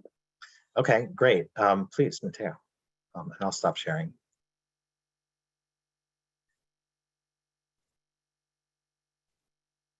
Mateo, you're you can muted. unmute. Thank you. A true Zoom moment for myself. I think the one thing that came up for us in this conversation that I wanted to name as a collective, right, is just the framing that there's a cap, right, to the number of resources that we have access to, right, automatically subscribes us to like a scarcity mindset. And so we as a collective decided to reframe and say, like, no, I think our conversation is better spent, right, in an abundance framework, saying, right, like, rather than have all of these different areas compete for resources, right, what do each of these areas need, right? How much money is needed for us to sustainably, right, reach a point where housing is no longer a crisis, right? How much money is needed for us to get to a point where healthcare is guaranteed, right? And I think, like, that is where we wanted to shift our conversation, because I think the main intention of this cohort has been presented to me is to identify areas, right, that we can begin working towards. And I think we've already done that. I think we've named why all of these are areas. And I think this activity for me highlighted in particular that we are convincing ourselves, right, like, that we have to operate within these limits. And I don't think that that's the case. And I actually think, right, that is antithetical to the work that we're trying to do, which features equity, right? Like, equity is not saying that everyone gets the same thing. Equity is making sure everyone has what they need to reach the point that they need to be at. And so I think, yeah, like, a lot of that came up for us in this conversation. And I think the one thing that Liz and I had like a little volley back and forth with is, right, like, the growth for one area should not come at like the detriment or like the stagnance in growth for another area, right? Like, how do we find ways to continue to invest in all of these areas simultaneously? Because I found, right, the way that the activity was structured, I saw folks in my group, right, saying like, oh, I feel like we should prioritize this, or this is related to this. I feel like we should prioritize this. This is related to this, but pausing for a second and naming as a collective, right? All of them are connected, right? And so investing in one and divesting in another is not going to actually contribute to our own growth. And so like, with all of that said, I just wanted to name that for us as a group as we continue to decide, right? Like, where should we be spending money? And I think the answer is like, not where we should be spending money, but like how we should be spending it intentionally. So thank you. Yeah, it's lovely, lovely comment. Marilyn?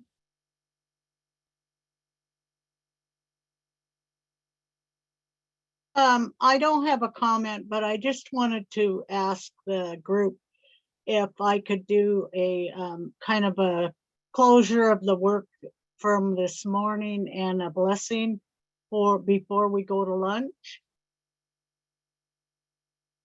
Thank If you. that's That would be okay. that would be amazing.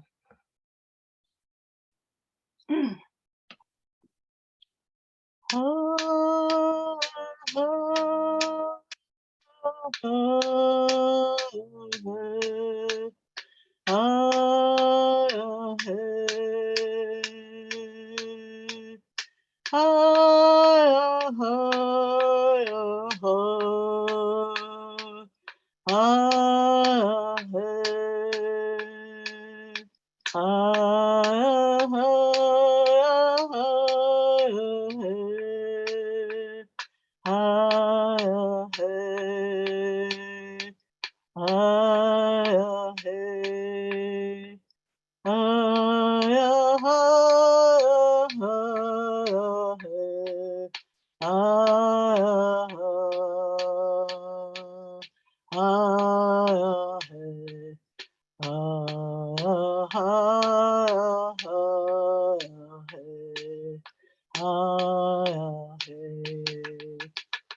Aishka.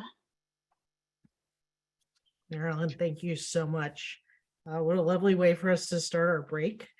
We're going to be continuing this discussion when we come back. We were trying to not have you be Zooming all day. So we're going to take about a 45-minute lunch break. Maybe it's a little bit longer than that. I think we're hoping to start back up at 12:45. So you've got time to step away, do things, take care of yourself. And we'll have the Zoom back on at 12:40, just playing some music for you. And then we'll start again at 12:45. So thank you all so much. Really rich discussion. And Bobby and Xenia, thank you so much too. You know, this was from my perspective, was a really, wow, full morning with incredible, rich dialogue that I think evoked a lot of creative thinking and even, you know, a lot of creative tensions around what it means to move into a space around creating a just and inclusive region, society where all people are thriving. And I know there's so much more that could be said. And actually this afternoon was really designed by the planning group to be a place to take and apply, you know, some of this thinking into what might this imply for the work that we're doing through our cohorts, through this collaborative action network. So to give some space to kind of some practical expression to a way of thinking about legacies and vital conditions and balancing urgent services, these really tough kind of balancing acts. But also just, you know, recognizing that folks may be holding on to some things. If there's anything you want to put into a chat or somebody's like, I have this thing that was coming to me over lunch, I'd like to give voice to before we jump into the, you know, afternoon, I would just want to offer some space for that. I'm going to be checking the chat, but if you would, you know, feel free to get off mute, raise your hand, however you'd like to do that.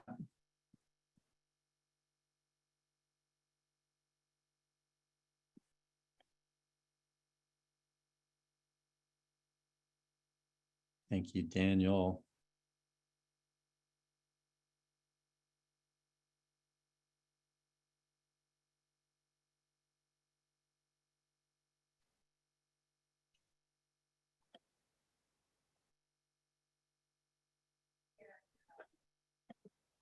Please, Tristan.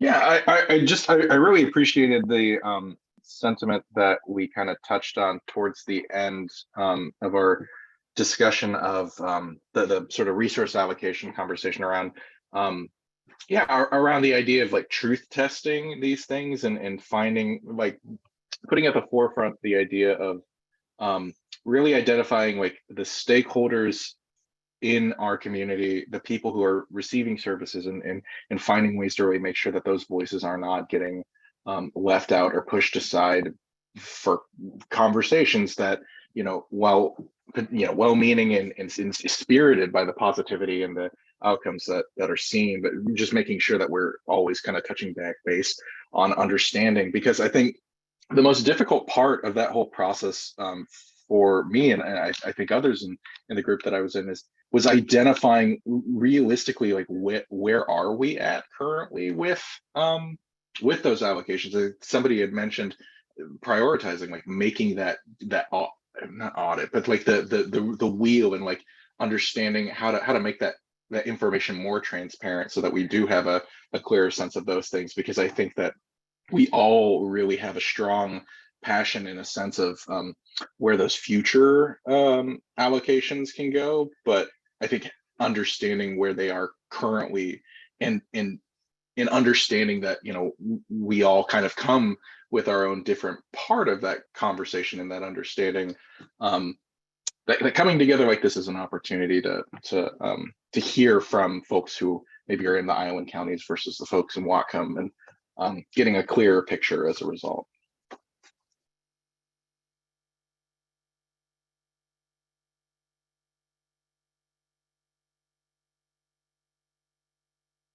Thanks, Tristan. I see a lot of nods and reaction affirming kind of what you're saying here. Their pieces. Yeah, and Monty, can you see, I don't know if you can see the chat, but just seeing what Max put in the chat as well. Yeah, I'm seeing that, Max. Thank you for this expansive view of resources that I heard a couple different times, and certainly Marilyn really touched on, that we're not just looking at financial resources, all the different assets that might be concentrated in some ways to be a lever for change. And Max, I don't know if there's anything else you'd like to give voice to there, but really appreciate you putting that in the chat. Thanks, Monty, for that opportunity. I'm not sure that I have a whole lot more to add there. I think others have probably expressed it even more eloquently than I could, but I appreciate your elevating that comment. Yeah. Monty, if I could just add one, just thinking about, both earlier conversations and conversations over the last couple of months, and Tristan's comment. I have this friend who drew me a cartoon once of me in a box, and like, oh, whenever I think I'm thinking outside the box, I can take that box away, and then I realize I'm still in a different box. And so, that everything we do, and I think Zoom included, advantages some people and excludes other people. And so, access to technology, access to a good, internet access, etc. We keep thinking we're opening doors, but we limit things. The flood response taught us, like, in sharp focus, we can put out the best information about COVID or FEMA or anything, but literacy levels, like, we talk at such a high level, even when we think we're being simple, and everything is in English, and we always think secondly about how do we translate things. Like, everything we do, if we're going to be truly inclusive, there's work to do. So I'm always thinking of this cartoon. I've actually had it for like 22 years of every time I think I'm thinking outside the box, I'm just like taking off one box, but there's still more boxes that are in the way. And I just love the notion that we can keep breaking some of those boxes. So someday I'm not in a box. That'd be awesome. Yeah. Thanks for that, Liz. It'd be great to see the cartoon. I think it's easy to visualize what you're saying. And I appreciated some of the comments that a number of you made, just even thinking about an exercise that we were having around a creative tension of understanding the legacies of exclusion and harm for centuries that have been inherited, Xenia and Marilyn in particular, really naming those. legacies of harm and exclusion, and how much we can shift the system for transformation, still working within those boxes, whether that box be capitalism, whether those boxes be the anchor institutions within our own regions. And I think to your point, Liz, around just the blind spots around exclusion that even group some of the folks here, we may not always recognize and thinking differently about that. So again, there's going to be space to continue to think about this work creatively. You know, I think one of the, in addition to the themes around, you know, making sure we don't leave others behind as we pivot from urgent services to a more intentional, concentrated investment in vital conditions, whatever language, you know, this, you know, community and this collective decides to use for that, is just the recognition, I think, of there's some collective power here, right? And this, you know, to Tristan's point, you know, what does it really look like? You know, Liz, you talked about, you know, how to flip this script. Hey, there's what we work on as a collective, who gets included as a collective. There's room to get outside of the box to really radically rethink whose voice and how power is being distributed. And I hope that we bring some of that into the conversation this afternoon. And, you know, Zini was pointing out, you know, the cohorts are an early start, an early expression of distributed leadership. They're not the only way. It's early, there's experimentation, there's room to co-create, but because they are one of the first expressions of how we're flipping the script as a network, we wanted to spend this afternoon at the beginning to just do a little bit of a level set so that we kind of had a chance to see and hear what are the different cohorts up to, what is that starting to look like and sound like. For some of you are multiple cohorts, and for some of you, this may be an invitation into a cohort. So we wanted to start with kind of a level set on that front, and then we're going to, as Liz pointed out earlier today, move into some cross-cohort conversations to kind of think about how we might take on some of these creative tensions. So appreciate everybody being so, you know, thoughtful in the chat and bringing themselves, you know, into this conversation, you know, however you feel comfortable. So just hope we want to encourage that. And maybe on that note, I think Xenia, each of the cohorts is going to just give us a little bit of an overview. What's the focus? Where are we now with this cohort? And remind us kind of what the scope and maybe early emerging directions, if there is one, for some of the cohorts. So I think Xenia, I just have you first up on our list, just to even talk a little bit about the equity cohort. Sure. Yeah, I'm happy to, Monty. And thanks everyone for listening to me again. So I am the lead of the equity cohort. We've got an incredible cohort. We've got a group. We've got Michaela Vendiola. We have Marco Morales. We have Nika Osteen, Liz Baxter, and Megan Tripp, all as work group leads. Within the equity cohort, we have a racial justice work group, really looking at advancing the learnings around the intersections of racial justice and things such as LGBTQ equity, ableism, religious discrimination, classism, et cetera. And then the tribal and indigenous learning focus area, really looking at advancing tribal learning and potential partnerships. And then this other work group is the measurable equitable well-being, really looking at securing, promoting, and using measures of well-being. And I think identifying what those measures of well-being are, especially through a racial justice framework. I know that the work groups have all met once, I believe, and so folks are starting to define the work of the work groups themselves, which is really powerful. Everybody comes in as a level 1 equity partner, which means everyone is attending the monthly learning sessions. And then level 2 partners are also attending monthly design and planning meetings. In those meetings, we've really been focused on just getting a sense of what folks' priorities are in the space. So we did this activity as a team, really looking at what are the priorities, goals, where would we like to see this work go? And then we asked the group that as well. What are your priorities? Where do you see this work, being really powerful, meaningful, and where are the opportunities to make change? And, through kind of some informal polling through Mentimeter, shout out to Mentimeter. It's been fun learning that.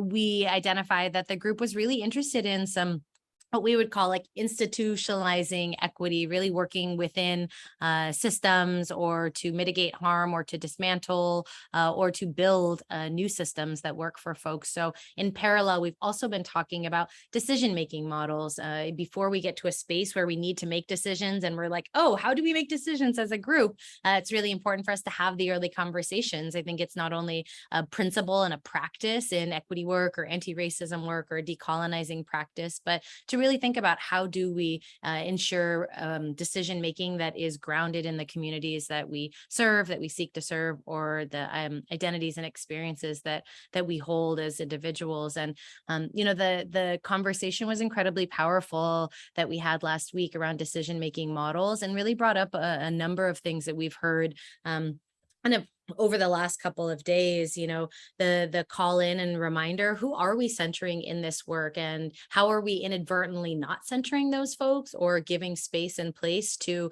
you know, dominant forms and narratives that may be, you know, may perpetuate the suffering of certain communities? How do we not reinforce deficits-based thinking? How do we ensure that we're not working from a scarcity model, that we're really leaning into this abundance? Mateo talked about that today, you know, even in the activity, right? How do we kind of move from these traditional practices, or not even traditional, these really, you know, societal and dominant practices, perhaps back into traditional ways of knowing. And then really, again, grounding in that abundance, legacies of inclusion and belonging. And then this point around like, who is constantly left behind? You know, I think in a number of spaces have brought up individuals with, you know, lived experience, whether that's racial or ethnic wise, whether that's cultural, whether that is a whole host of other identities that folks hold. And I think first and foremost, at least for me as a practitioner of, you know, racial justice practice, we always have to be identifying the ways in which race, you know, is an intersecting and a factor in the oppression that communities face. And it's not the race itself, right? It is the ways that systems are built to oppress individuals who hold certain identities. So when we talk about folks within LGBTQ communities, when we talk about disabilities communities, et cetera, you know, we are not, you know, leaving folks behind. We are certainly using an intersectional framework to say, we recognize that, you know, Black, Indigenous, and people of color communities who also hold other identities are more face oppression in the ways that our current systems are created. So those have been some of the conversations we've been having. We look forward to having more of them, and certainly welcome, you know, folks who want to participate or learn more. And I just am really an appreciation to all of the folks in that group. Thank you. Yeah, thank you, Zini. And again, this is just a little bit of a level set and a flavor of what's starting to bubble up, and just a double click, I think, on your point. The price of admission as being part of this network is actually everybody is in this equity cohort and on a journey to build equity muscle, but there's opportunities for those that want to lean in more into kind of how we might institutionalize equity, how we might really fundamentally break open systems to think about how we center share power. So all those great questions that this group's working on, huge opportunities for folks to continue to lean into that cohort. Rocio, I don't know if you or others would like to, the emerging focus areas, please. Hi, hola, I'm Rocio. Thank you so much for having me here. I'm going to be presenting with Amanda Sloan and Beth Ruth, who are my colleagues. And this group is formed by a wonderful staff, Michaela Vendiola, Marco Morales, Lisa Soni, Vanessa Diaz, Lindsay Canos, and Nicole Willis. And the emerging areas that make up this cohort are community perspective emergency response, youth emerging leadership engagement, and rural access to care. These three areas have been identified over the past 2-3 years as a scope where more community partners find themselves working and where a better understanding of the unique struggles and needs of the population we serve is required. At the emerging focus area cohorts, we aim collectively learn how structural racism, discrimination, and inequity perpetuate economic, political, and social gaps in minority groups and historically marginalized communities.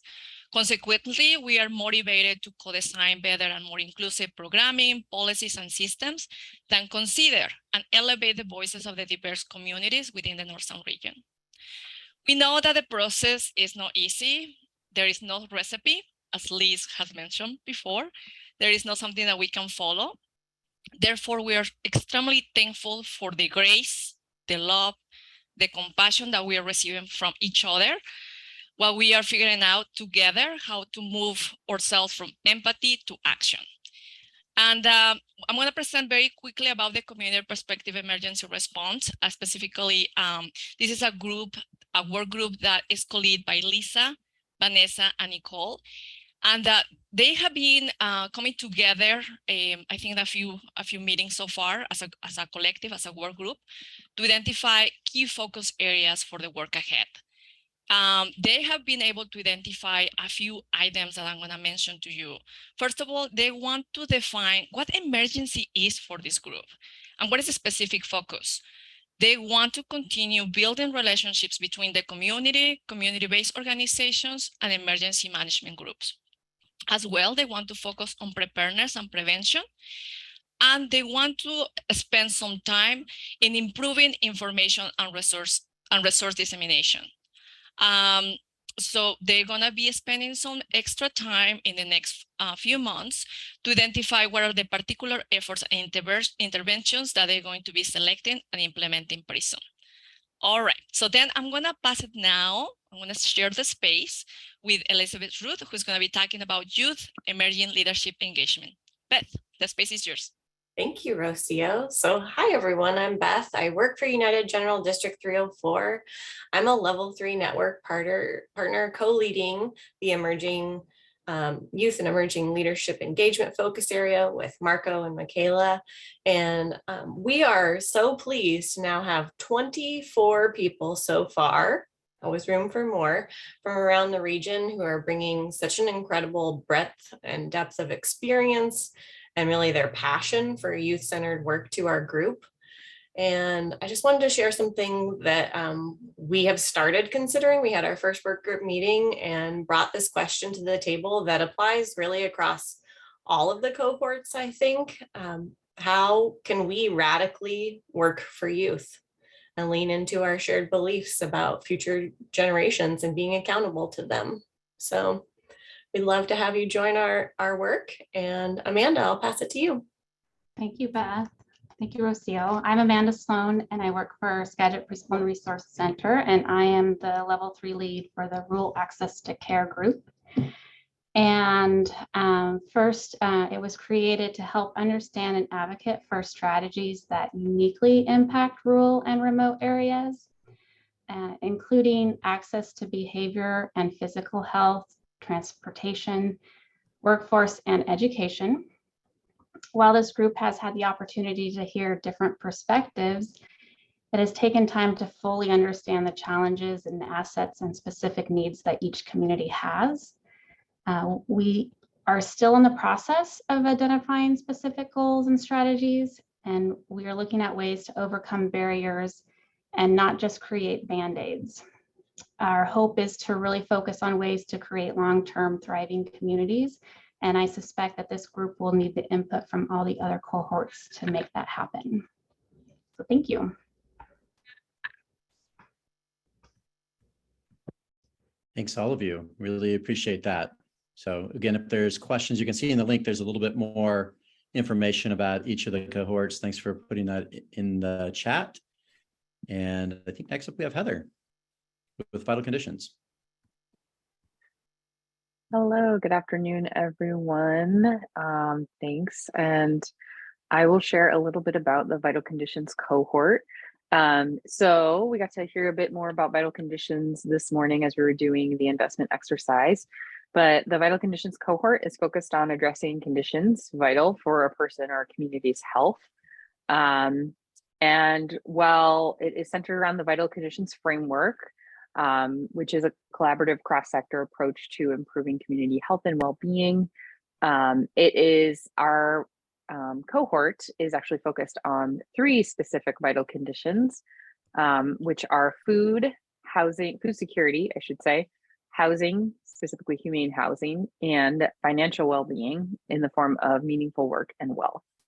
And so as Bobby mentioned this morning, the Vital Conditions framework is sort of an update on social determinants of health framework. Really takes that model in using practical unifying action. I really like that graphic we had this morning, and really illustrates how all of those conditions are interconnected. So like other cohorts, we have a really wide variety of members. We have organizations ranging from healthcare systems, social service providers, housing providers. We have public health agencies, advocacy organizations, tribal governments, behavioral health providers, all sorts of folks. We, in our cohort, we actually don't have any level 3 partners. So we don't have that same level of planning that you get to see here from Beth and Amanda, but hopefully soon once we get more going in this work. So we, like the other cohorts, have had several all cohort meetings. We have had one work group meeting. I will just briefly mention we have our food security work group, which is focused on ensuring people in our region have reliable access to nutritious, culturally appropriate food, and that's led by Vanessa Diaz. Our human housing work group, which is focused on addressing the availability, affordability, and quality of housing and supporting people who are experiencing homelessness, that is led by Gabriela Cardona. And our meaningful work and wealth work group, which is focused on ensuring that people have access to meaningful, purposeful work that meets their financial needs, and also addressing generational poverty. And that is led by Erica Littlewood and David Rowan. And so we, so far for each of the work groups, which is really, you know, where we've talked about where the rubber meets the road in terms of determining what strategies we'd like to focus on in this area. We've really centered on talking about values, relationship building, and discussing the road ahead, and how do we do this work in a way that really balances the urgency that we all sense around improving well-being in our communities with a process that is equitable, that is thoughtful and inclusive. Some things that have come up are around addressing systemic barriers. And what do we do when we identify those across work groups and across cohorts? And how do we elevate those and turn those into advocacy and action opportunities? So that's an area of work that I'm really excited to dive more into. My title, actually, beyond the cohort work, is Public Health and Government Liaison. And so I'm excited to get more into advocacy work as we move along together in this cohort journey. And then we've also talked about really being true to the idea of co-creation and accountability, and making sure that we're shifting power, and that this isn't just North Sound ACH kind of pulling you along for the ride, but it is a collaborative, truly collaborative journey. So I'll stop there. Thank you for giving us a flavor of that, Heather. And Nika may be up to think about practice transformation. Hello, my name is Nika Osteen. I use she, her pronouns, and I am the Senior Program Manager for Practice Transformation at North Sound, and I am co-leading the Practice Transformation cohort with my lovely co-leads, Kathy Asada from Center for Human Services and Yuki Yang from Ideal Option, and they have been an absolute pleasure to work with, and I'm very excited about where we're headed. So Practice Transformation is probably the cohort that's most aligned with the work that came out of the Medicaid Transformation Project. So a lot of it has already been ongoing work over the past several years, and work we're continuing on. In Practice Transformation, the definition is often very clinical. It's about improving patient-provider relationships, ensuring better outcomes for patients, and decreasing healthcare costs. But we have people from all sectors in the cohort. I believe we have 40-some organizations that are participating, from social services, EMS, large healthcare providers, people who have direct client care, and people who don't. So we're going to do some really exciting work. I think that will be very cross-sector, despite being a more clinical, traditionally clinical angle. We have 4 work groups for Practice Transformation. And like I mentioned, a lot of them are based on ongoing work from Medicaid Transformation.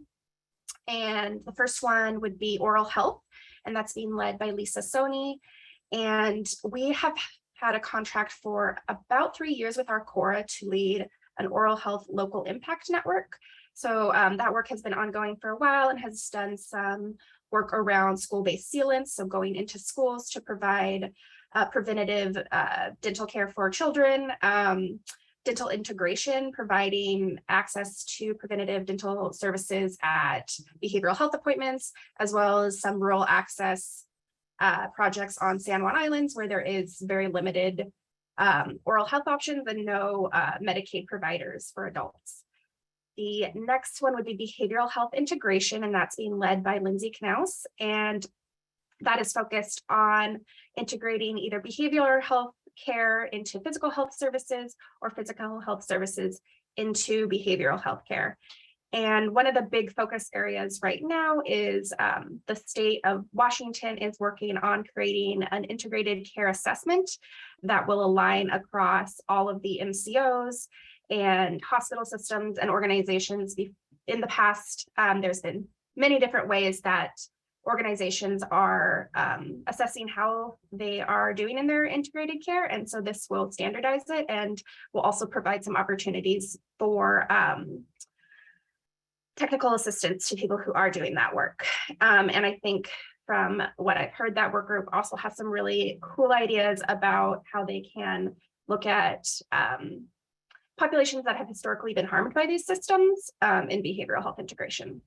Next, we have substance use, and that is led by Megan Tripp.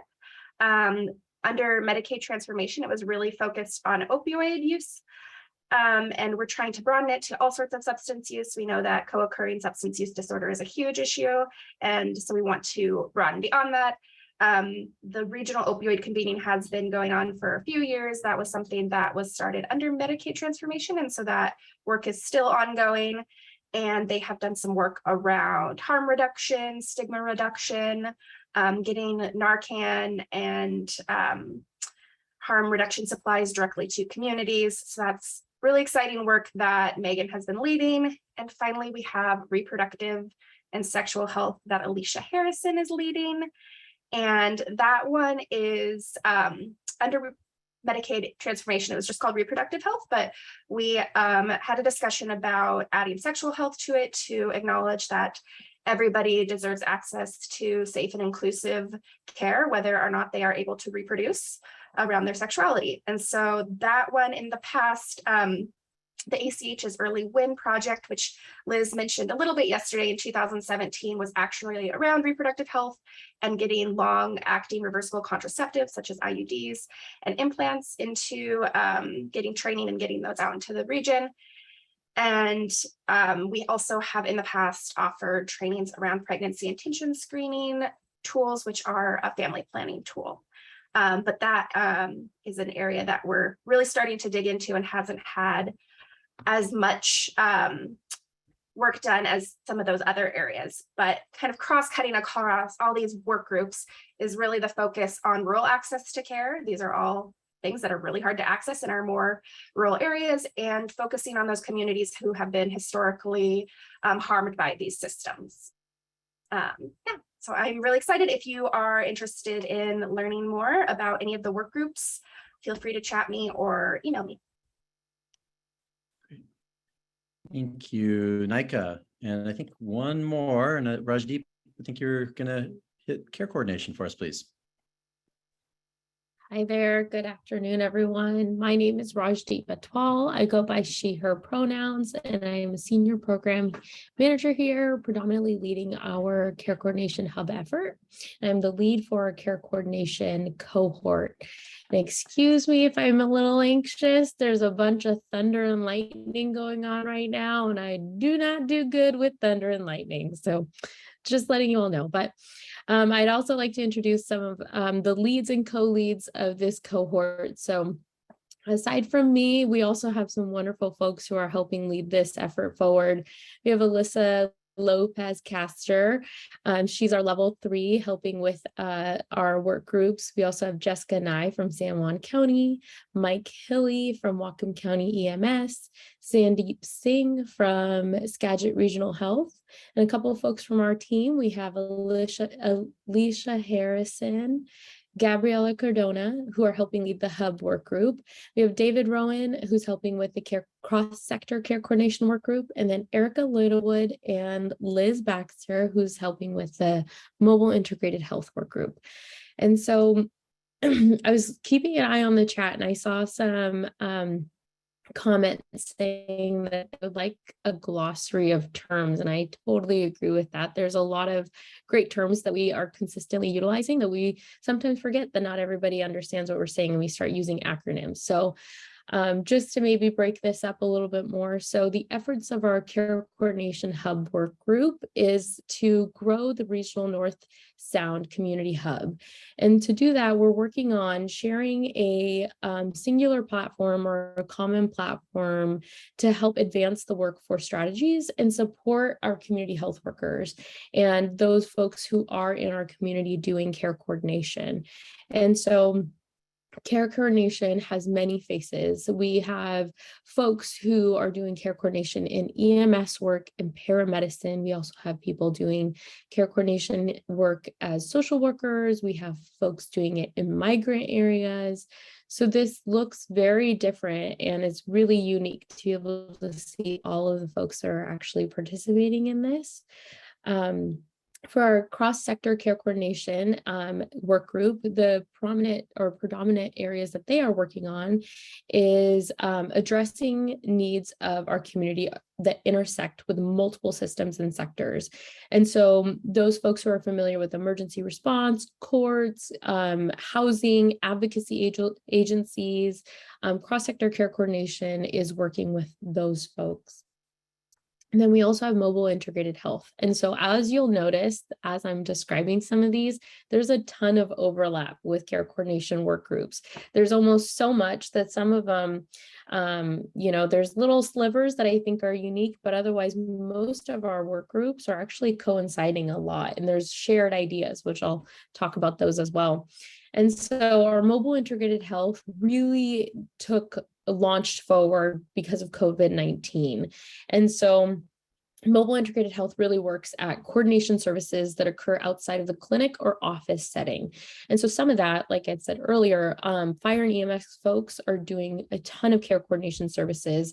And oftentimes while in transport to emergency services, they are coordinating care. They're trying to figure out where this person's going to go after they're released from the hospital, after discharge, or while they're in shelters, how to make sure that they're going to be safe in the shelter that they're at, and managing complex medical cases that are comorbid. And so some of the universal shared key terms that we've been kind of working on together as a cohort is creating a universal ROI. We've really kind of started digesting that a little bit more as we're going into work groups, and I'm privileged enough and so excited that I get to actually step into every single one. And I think some of our level 3s also get that same privilege. And it's really cool to be able to hear, though we're all separate, we're all kind of saying the same things. And I was like, oh, this is great, de-siloing the system a little bit. So a universal ROI is one thing that's been kind of a common theme among all work groups, that we really want to stop bottlenecking these services. And what ends up happening is our EMS folks, when they're in transport, they're doing a portion of care coordination. And once they eventually drop this client or patient off at the EMS, that's where systematically their job stops. But that's not really, oh, thank you, Heather, ROI is release of information. Yes, it is. Thank you. And their positions stop. However, if someone is in need of these services again, the same EMS or emergency response folks are called again. So they have very little interaction after the patient is dropped off at the hospital. So creating a universal release of information form would allow for more fluid communication amongst all service lines that are being developed and devoted to client care. And then another really great thing, return of investment. Another great thing is trauma training. That's another focus that we've had here is there's a ton of trauma that's associated with consistently working with clients, consistently working with patients. There's a lot going on, and it's really important that we all take the time that we need to really honor the folks that are working and engaging with clients and hearing their stories and being a part of their life. And trauma training is essential for all facets of care coordination. And then mainly what the end scope and what the grand scheme of care coordination is that care coordination is intertwined and laced in most all work groups in all areas. We really want to focus on trying to get a patient or client the care that they need in the most streamlined way. Historically, what ends up happening is clients, there's a ton of services available in each community. However, because they're siloed, a client or a patient is ping-ponged around. There's a service that they may get from one area, but not the other. And then they're asked to go to the other spot to fill out a certain form. And so you get this client who's in limbo right now. And then, they slip through the cracks and their care is not consistent and there's no continuity of care. And so really the focus is that as we progress forward and as our work groups start working more towards their common goals and sharing themes, and this overlap is occurring, that we might honestly just kind of create a common goal that we all want to work on and have our own facets to get there, is that we'll develop a service line that's more community-based and community-centered. All of our organizations are community-based and community-centered. We just need them to all talk to each other so that we're able to have this continuity of care happen. It's a big goal. It's a big dream. And I know that. And I don't know if you can hear my thunder going on, but I'm very excited moving forward. And, we have a great group of folks here, and the care coordination, cohort is open. So if you're interested in something like this, please let us know. Please contact me. And I'm happy to share more about it. But yeah, thank you, Monty. Thank you, Rajdeep. And I think on that note, all of the cohorts are open for folks who want to be part of the meetings that are happening. And, I think you're already hearing a lot of the threads of overlaps and potential intersections. And, as has been pointed out, this is being experimental. But it sounds like, all of the groups have some momentum. There's no recipe here, but they're starting to bake, and that's exciting to hear. And wanted to, there'll be chance on the other side of our break to see if there's other things that are bubbling up around the cohorts.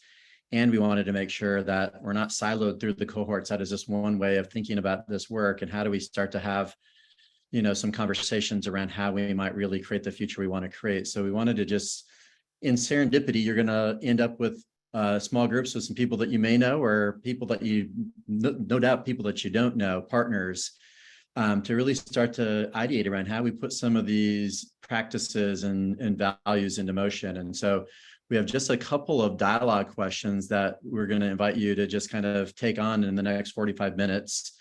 And I think Stacy's going to put those in the chat. And these are self-facilitated groups. You're not going to have facilitators like for the other exercise we just went through. This is more of an open dialogue. So the first round, take 10, 15 minutes to kind of just introduce each other. What organization, what community, what cohorts are you part of? You're part of one. What's a core value that really is guiding your work, or has been guiding your work or your vocation, or however you show up in life? So making sure everybody's voice gets in that first round is really important. And hopefully we'll continue to make sure everybody shares their time all the way through. Round two, and again, these will be in the chat, is where do you see collaborative opportunities for action and shared investment, kind of building off this morning's conversation to really expand vital conditions, whatever language we want to use around that, all people in all places thriving. Are there some bright spots or some ideas that you're continuing to hear that would be really opportunities to build on? And what does it, imply for new ways for us to be working together? So that second round is really around, that possibility of starting to apply our collective investments, collective energy, some of which may be happening with their cohorts, but just to be able to name that, some of the things that maybe haven't been said yet. And then the third round is really around kind of what are you hearing over the last couple of days that really stands out for you, that you're excited about potentially to take to your organization, or feels significant that is worth naming. So don't feel locked into those questions entirely. This is this is your network. It's ripe for your takeover. Whatever was meant to be said, we're the energy group. We just encourage you to go for that. But we're going to give you 45 minutes in small groups, self-facilitate. And we're hope that you will come back and be willing, if there's somebody in your group that might just kind of share some of the key themes that we can both chat out and kind of give voice to after we're together. So you have till about 2:10. That's 2 o'clock and 10 minutes after 10 o'clock. And you are going to magically go into groups with new partners. So thank you, Tiffany and team. Folks that are coming back into the space, and again, know that you all have expended enormous amount of physical and mental energy in a Zoom call. That's a very long Zoom call, but also in recognizing we all wanted to be together face to face.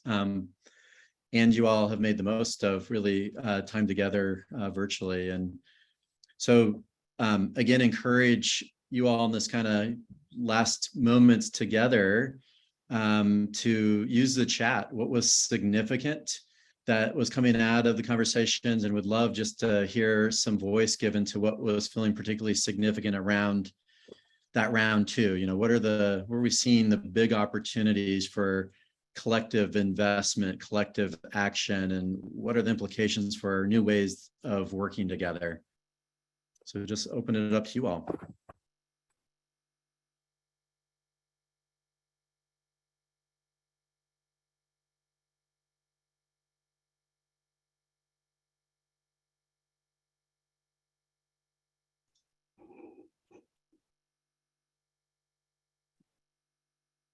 I will share from my group. My name is Lisa. We had a great group, but there's one person in particular that I would like to celebrate, only because they shared they were not part of the cohort, and this past 2 days might change that. So Danita Price, who has spoken up throughout the last 2 days, just want to celebrate her joining us, and hoping that we are luring you in to work with us and share your knowledge. Some themes that came up, we didn't get through all 3 rounds, but we talked about equity as being the thread that both goes through and surrounds all of our work, and that investment that we're making is really vital to what we are going to create together. And then there were some key, we discussed that rural access to healthcare particularly seems to be a theme that is coming up in so many of the cohorts right now. So just wanting to call that out. And then we had someone share that trauma-informed training and awareness is super vital to this work. And that question about how do we systematize it in the sense of like ensuring that everybody has the knowledge and understands how to implement it in the work that they are doing. And let's see. Oh, when we talked about bringing in voices, one of the other things we talked about is that it's incumbent on us, if we want to have those voices be part of the work that we're doing, that we're willing to change the format of how we are talking together, how we're sharing information. Zoom is not great for everyone. Not everybody has the technology. So are there, do we meet in a park? Do we talk in other languages? So on and so forth. So those are some of the key things that came out of our group share. So thank you.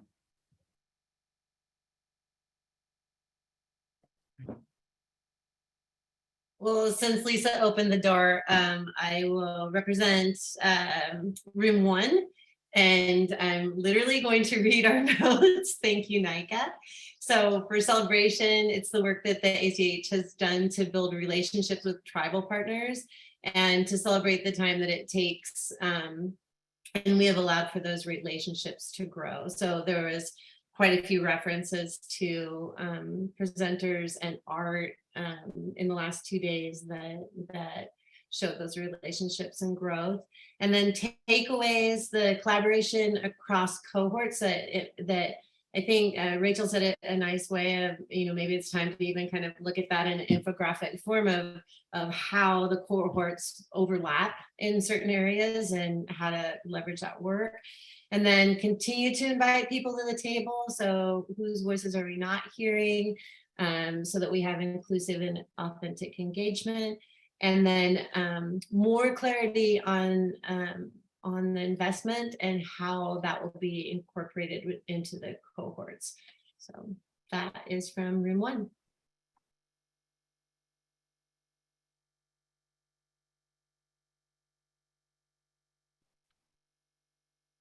Thank you for that. Again, chat's great, verbalizing wonderful. I think that this idea around clarity around investments, that's kind of emerging. I think that Liz and Nicole may touch on that just a little bit. In a number of themes around underheard voices, and Ara, thank you for your chat on that front. What else was significant in your conversations? Oh, Rocio. Group. So I'll, sorry. Please.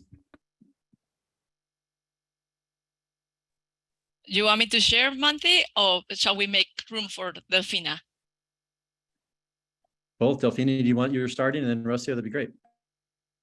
Okay, well, pretty much I summarized it here in the chat. My group was formed by Maria Santos, Beth Ruth, Desiree Vives, and Stephen Sullivan, and myself, Rocio. And we want to make sure that we had these notes, and that way I can articulate the consentment that we had during the meeting. So we want to continue with the cohort model, but we want to make sure to make a space for other ideas or other ways to do the work. We need to include more primary services providers, people that are doing the work, people that are doing the work in the ground within the cohort model. We want to make sure that we listen to our communities, specifically the communities that we're serving, but we want to create a structure for this to happen consistently. We don't want to take data from the community and not giving them the space to shape the work. We want to make sure that we're going to share the power, and we believe that we must take the services to where the people live and work. And we want to elevate the desire of designing programming with compassion and care. And please let us dream, let us make mistakes, and let us grow. Thank you for the space. Delfina. All right. Well, I feel like we're just building and off of a lot of what everybody else has said. So in my group, I had Alex, Dustin, Jim, and Barbara, and there were several kind of strong takeaways. And I think one thing is it's like looking at those urgent services and vital conditions and feeling a sense of overwhelm. Like, how can we possibly target it all? So choosing a few areas to really focus on, knowing that our approach as partners across the region is to have a long-term investment in this work. So sometimes we need to start by focusing on something small. I think we definitely talked about making sure that we collect stories and empower voices from the communities that are being served to make sure that they're at the forefront of feeling like they're heard. And then thinking about who's not hearing the voices. So not just who's not speaking at the table, but who's not at the table that needs to be hearing this. And so a lot of that is around elected officials and legislators. And I think it brought me a lot of inspiration finally of feeling like, wow, this is, ACH can help us build this power. And then I thinking about, Barbara had a really good point about pointing out as we try and shift from this top-down approach with funding, really thinking about the community being able to give feedback about what's working with funding, how it's being allotted, how we're expected to report back on what's working and what's not.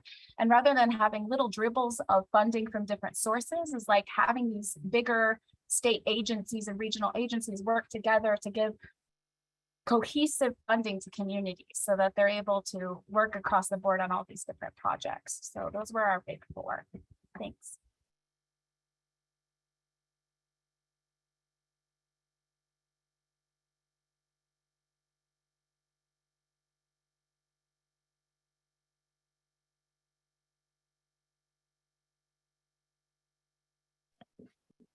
Just felt significant or even a big takeaway for you, even on a personal level?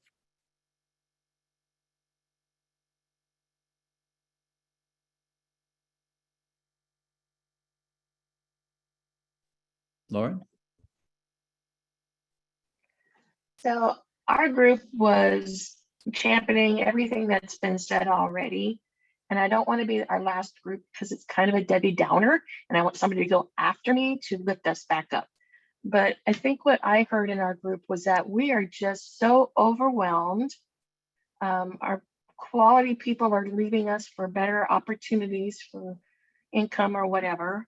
And this work is so slow, and we just, to carve out even 3 days to attend this is an overwhelming burden for many of us. And how can we of course, we honor this value of this work because we wouldn't be here these days, but that also needs to have a voice in, that this is what we are feeling in the ground, in the actual fingers in the mouth, as I call it. And so like I said, I didn't want to be the last one to speak, so the next person can lift us back up to this great work that we are all doing. But I did want to add that voice to it. Thank you for that voice. So Ara, you can, or we'll see if you can lift us up, but don't feel obliged. I think we just need to keep telling the truth, right? Lifting up, telling the truth, all good things. One of the things we talked about, we very much veered off of topic. I shared a lot about the DIB work I'm doing and all that kind of stuff internally, but to kind of uplift, one of the things we talked about was self-care. This is something that gets thrown around a lot, especially in the behavioral health. As we talk more about mental health, it's like, you should practice self-care. You should do this. You should do that. And recognizing that sometimes self-care, when someone is telling you, oh, hey, practice it, they're coming from a place of privilege. Sometimes time-wise or monetary-wise, you don't have time for self-care. And also I wanted to speak very on a personal level, talking about the various identities that I inhabit. I am where I am because my ancestors, the people who came before me, for transparency, I am an immigrant, I am Filipina, I am queer. The people who came before me, they didn't have time for self-care. All they did was work as far as they could to the point of exhaustion to make things easier in order for me and my parents to get to where we are.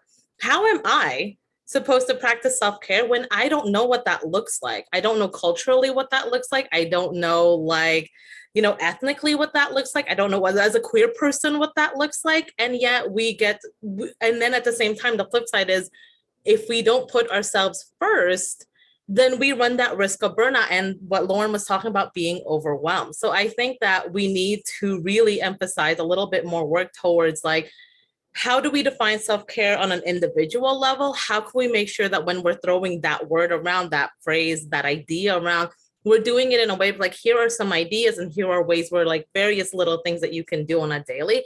And also recognizing that when folks like me from historically marginalized communities, when we practice self-care, we don't really know if we're hitting the mark, right? So maybe being gentle on that and also being well, this is what that looks like, and also create our own systems out of that. Again, we don't have a blueprint for it. So how can we move forward to ensure that we're not facing that burnout? And also we're shifting that cultural perspective where we are uplifting folks who work themselves to exhaustion. That's capitalism at work, right? That's colonization at work. Those are mindsets that historically we've really been embedded in. It's look at you working an all-nighter. Oh, I barely slept. And we take it as a point of pride, when in reality, it is breaking us down. And it is making this work that is so difficult and so hard, especially for historically marginalized, excluded folks, it makes it even harder. So I think we need to work a lot on shifting those perspectives and making sure that we are all being gentle on ourselves, and that it's okay to feel overwhelmed as long as we know that we're listening to our bodies and taking a step back. We need to really yes, take care of our communities and our coworkers and all that, but you can't take care of anyone else if you don't take care of you. So just be gentle on ourselves, I guess. But yeah, really put some more emphasis on the idea of self-care.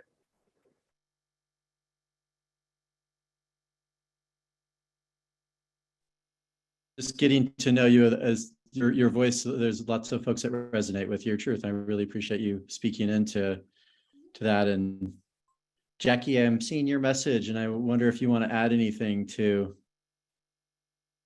just the practice of self-care.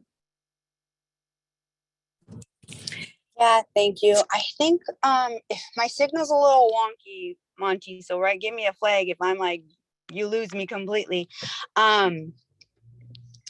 I think we had this conversation a couple of years, or I think at the start of pandemic, we were all grappling of like, how do we support one another, and then also our communities, is that one, self-care is very rooted in white supremacy culture, because how do we, again, it's like individual versus a collective. And so for us, it's for me, right, and culturally, it's community care, because inherently, although it is challenging, right, very difficult and challenging to support in the midst of like crises after crises. But when we love and we care for are not cared for, inherently, we're not well. And so the people that I love, that I care for, and that we're in community with, when I care for them and when they're grieving, inherently, I'm one taking care of myself. Because there's also, and I think it's been named and perhaps in our cohorts, is that while it doesn't feel good when we're in these spaces and we've been historically excluded, when folks speak up and they have shared experiences that don't fall in line with traditional practices, there's a lot of power in that. And again, it's one being seen.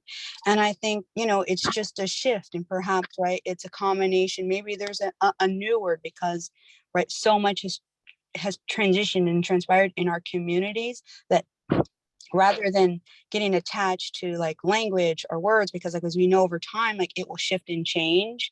If we really center on ways of being, like, how do we want to show up and be in relationship with one another? So yeah, that was what was coming up for me.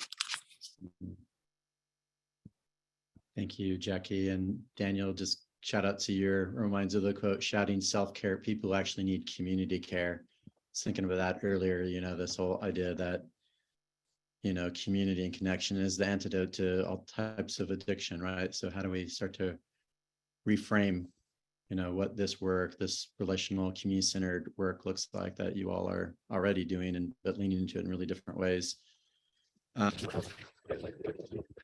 Liz and Nicole, I'm going to invite you to maybe just speak in to this, and recognizing that this is not a one and done conversation today. I just, so appreciate, the questions that you all have around how do we fundamentally disrupt what may not work and really rethink what it looks like to include underheard voices. And it seems like this is a network that has the courage to do this.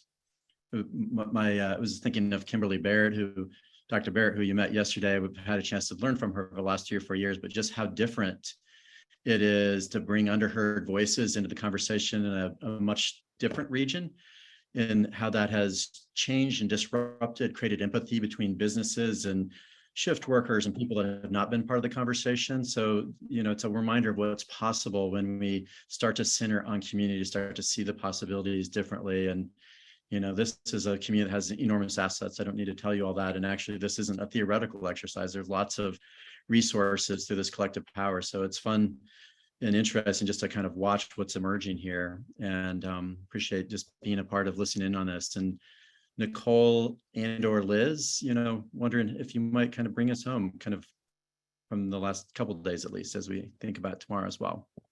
Yeah, and thank you, Monty. And I may just have a bit of a bridge comment before Nicole and I talk about like next steps and such. But, I go back to, I don't know, 2 years and 8 months ago when we were all talking about closing our doors and isolating ourselves. And one of the things that also came out in our small group was how we are social beings, and what has the last couple of years done to us to not be able to be in connection with each other. But and this is just not meant to other anyone, but I imagine the phrase that became like posters in people's yards about the importance of essential health workers during the early days of the pandemic, and what that has done And how can you practice self-care when somebody is telling you that you're essential and you need to get up and expose yourself and be in a workspace every day? And whether those are traditional healthcare workers or they are the people who are doing the bathing and caring and shopping for people who are still in their homes, who without that would probably be facing death. And so like the people who continue to get up, leave their homes, be exposed, and I take that all the way to the folks who were picking the food that allowed me to go mass into a grocery store and still buy food, all the way along that food production chain. We did not consider them to be essential workers. We were very hyper focused on the folks who were sitting in our healthcare systems, and rightfully so, not to take anything away there. But there were so many other essential workers who are predominantly immigrants and people of color. And, to think, to R's point of not having examples of how to do self-care, we were dependent on a portion of our population throughout COVID, who we've always been dependent on. COVID just made that so much more clear.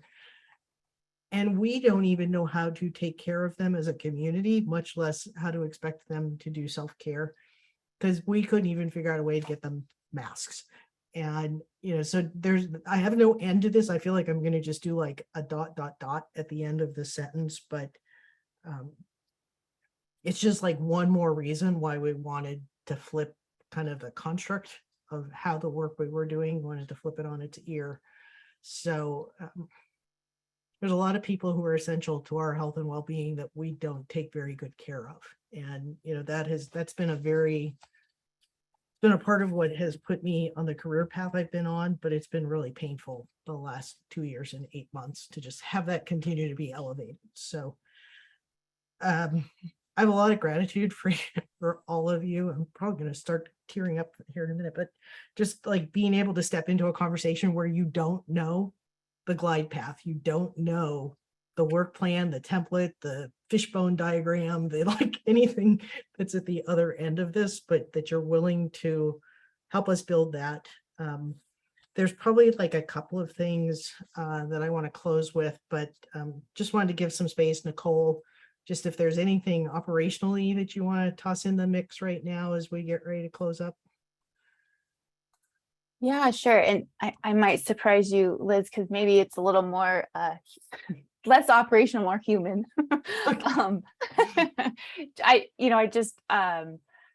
I'm stepping into this space right now too of coming out of just a really rich conversation in our breakout that aligns so much with what Liz was saying. And it I probably get a little emotional here too as well.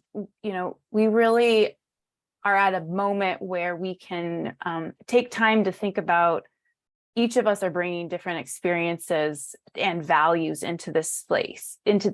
And so how do we just continue to be our best authentic selves, but also recognizing that this is hard work? And so how do we bridge that discomfort, but also hold ourselves accountable, respectful, but also really listen? And so I took as best notes as I could. And I think there's also a lot here around the personal stories that we have felt over, and we say the last year, but we have stories before. There was life before the pandemic that was tough and kept us here and has brought us to this field. And so I just think of how we continue to hold space for those stories and listen to one another. We had some great storytelling in our session. On the operational side, I will share that we keep an eye out in your email. We're going to have some post communication. We also would like to help continue everyone who's participated in the convening, build up your social and racial justice library. We've got a great list of honestly, it's like all of our reading lists. We've kind of compiled that, but also look for if anybody has any additional offerings to add that. And we'd like to have that as a participation gift and great gratitude for those who have been here. So keep an eye out for that. I think Meg has shared that there will be a YouTube link to tomorrow's Children of the Setting Sun film event. And we're so looking forward to you all having some time to be able to watch that. And I think that's it, Liz. That's all I have on my list. All righty, I'm going to take one more pause before I do my closing remarks. Daniel, it sounds like maybe you might have had your hand up before we shifted gears. I didn't know if you wanted to jump in for anything. No, it's okay. Thank you. You sure? Yes. All righty, great. Thanks so much. Pick the wrong spot. So a couple of things. We also typically do an evaluation form that'll go out to you, just asking you some questions about the day. We actually haven't finalized the evaluation form. We wanted to wait. Wanted to wait and see what kinds of things were coming out of today before we finalize some of the questions to you.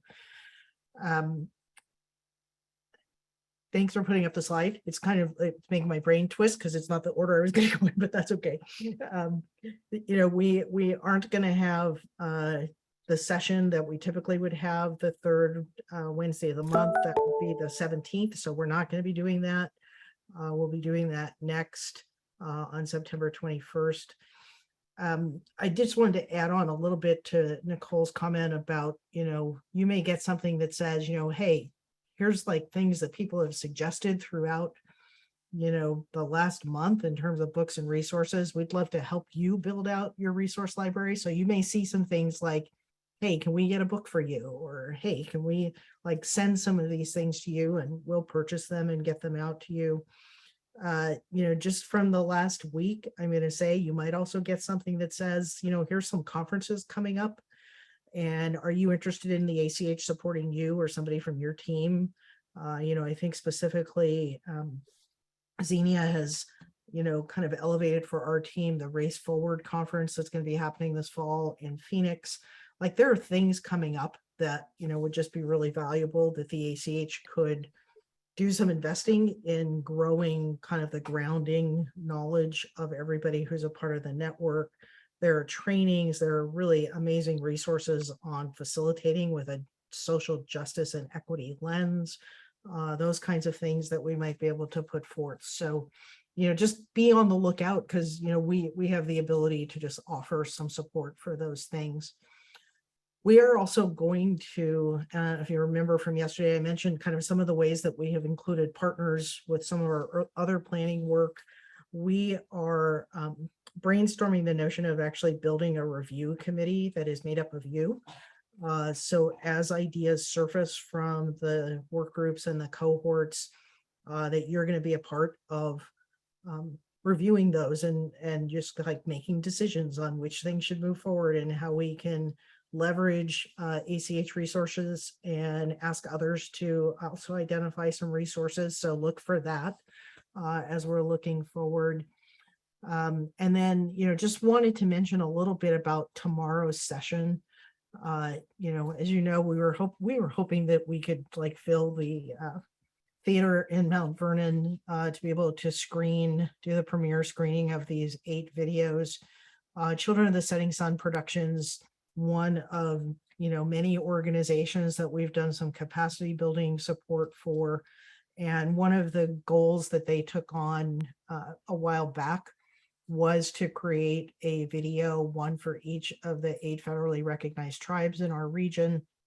They have those now ready. They have also worked on a number of other videos that, from the salmon people to some land acknowledgement work.